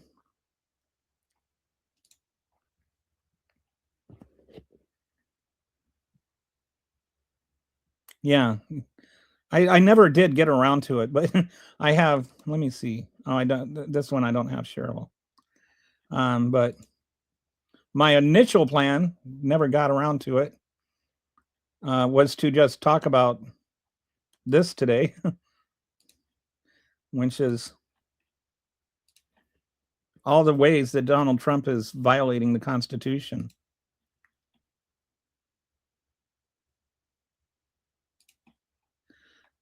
He's violated 12 amendments, 44%, 23 states sued, 100 plus prosecutors have resigned rather than use their. So freedom of speech, The third one is more of a spirit of it, like by commandeering hotels and stuff with ICE agents. It's not technically military, but fundamentally it's forcing people to have militant type people against their will. Prohibition on unsearchable seizures, searches. Uh, like, for instance, I would say that authorizing ICE agents to enter homes without warrants, pretty unconstitutional. And then fishing expeditions. This is like what's supposed to prevent the federal government from just being able to open up an investigation on a person and look to find a crime. The way the justice system is supposed to work is you're supposed to find a perpetrator of a crime, not look at a person and try to find a crime they committed. Fishing expeditions are supposed to be against the law, but you've got like entire communities, like the Somali community, just being blanket investigated. Lack of probable cause. Somali neighborhoods. And then, oh, you look Somali. Political dragnets, things like what's going on with anybody that had anything to do with Trump being prosecuted for any of Trump's actual crimes, is trying to get voter rolls from states that voted against him. Due process has been violated. Alien Enemies Act, which is just fraudulently being used. Mass deportations without hearing. U.S. Citizens have been detained. 10th state sovereignty, using the National Guard over the governor's protests, which even the Supreme Court has already warned against, or has already ruled on. It's trying to tell states how to run their elections, which is brazenly unconstitutional. State sovereign immunity. This one's a little more complicated, but by suing, this is supposed to keep one state from suing another, but he's circumventing this. The immunity paradox. Okay, birthright citizenship. Oh yeah, then like birthright citizenship, which is clearly written in the Constitution. Due process, equal protection. Anyway, I was supposed to spend a few hours going over all that, and I just have to gloss through it. But Donald Trump is just trampling all over the Constitution. And then he likes his one part. He likes Article 2 that says things it doesn't say. It's not going to trial. I don't think it is, sadly. It should go to trial.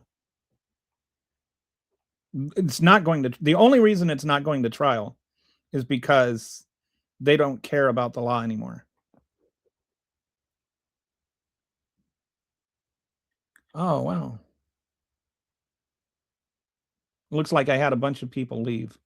So I think we're down to, I think the bots got tired of me.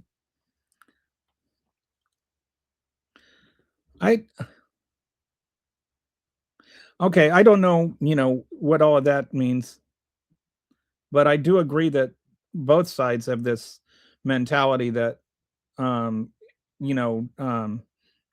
to the whole or get out of here. I think we need to allow more conversations within the Democratic Party. I think what they're doing to David Hogg is wrong, but I don't see how that's any better in the MAGA movement. I really don't.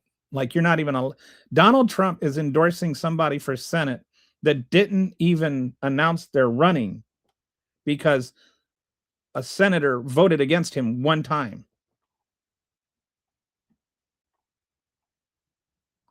And that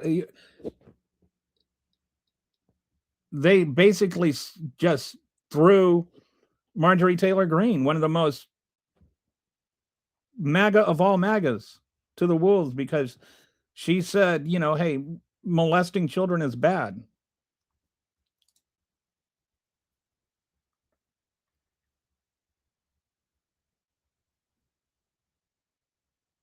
I don't see why those things are mutually exclusive.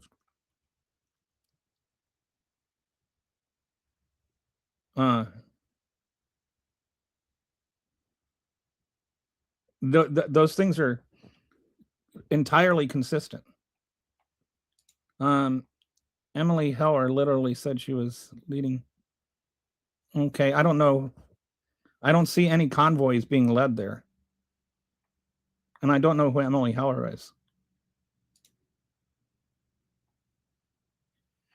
Yeah, because the blocks, the trolls leave in blocks. Like I'll see the followers will go from like 403 to 365 in like 1 minute. Okay, and we're almost up to 4 hours here, which is where I like to lead off. Just seeing, when I grew up, we were all striving to be a colorblind society. Then I don't know what that means. I don't think, honestly, Gob, I think the whole thing about colorblind is not the right mindset. How can you see racism if you can't see race? Like, racism exists, and we can only do that by not being colorblind. How do you see racial discrimination if you just ignore that race is a construct at all? And it's not black people made it a construct. White people made it a construct. Black people aren't the one that said, one drop makes you a black person. White people aren't the ones that came up with, segregation. And you can't just say, oh, now segregation's against the law, therefore it magically went away. We still have all kinds of racial disparity in our society. Just pretending we don't doesn't make it go away. And race blind just means pretending it all went away. Pretending it all went away just continues it. They do. And the Supreme Court has routinely declared this. And part of the reason for that is if let's say I don't like you and I'm the president. Let's say I decide Stephen Miller is an illegal immigrant and I'm going to get rid of Stephen Miller. And so I have ICE arrest him. And he's like, but I'm a citizen. And I'm like, so I don't believe you. And I deport him to Liberia or, Nigeria or Somalia or something where there's especially a lot of people that he loves. And I just fly him there and throw him in a prison in Liberia because, I also point out he's a terrorist and he has no due process because he's not a citizen, even though he is a citizen, but he has no way of establishing that because there is no due process. That's why you either have to have due process for everyone or you don't have due process for anyone, because as long as there's a group that doesn't get due process, I can just call you a member of that group. Whether you are or not is irrelevant because the only way you have to establish that is through due process. Honestly, please, really think about that. This is not a left versus right thing or a Trump versus whatever thing. This is just logic. If I can make a subset that the law doesn't apply to, I can make that anybody a part of that subset by just making a claim. Now, we've already been through that. I bet you can't name a...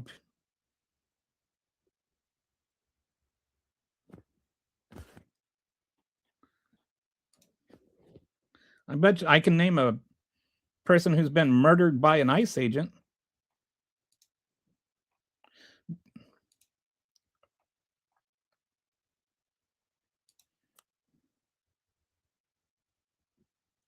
There are Black Latinos, all kinds of different races.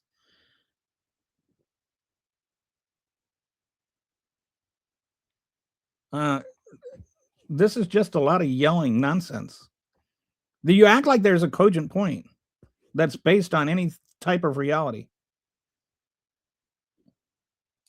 Like racism, systemic racism did not start under Joe Biden because we opened the gates and let illegal immigrants in.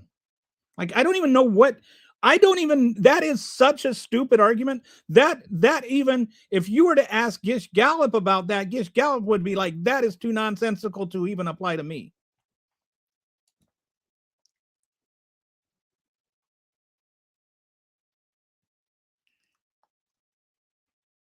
Yeah. Racism never existed. Never, ever. Redlining, Jim Crow, you know, all that stuff is just a made up bunch of liberal bullshit.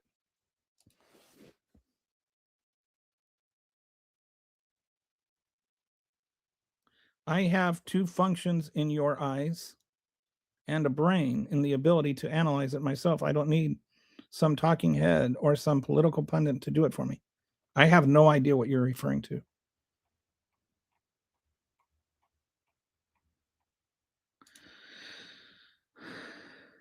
She wasn't, because people got around her.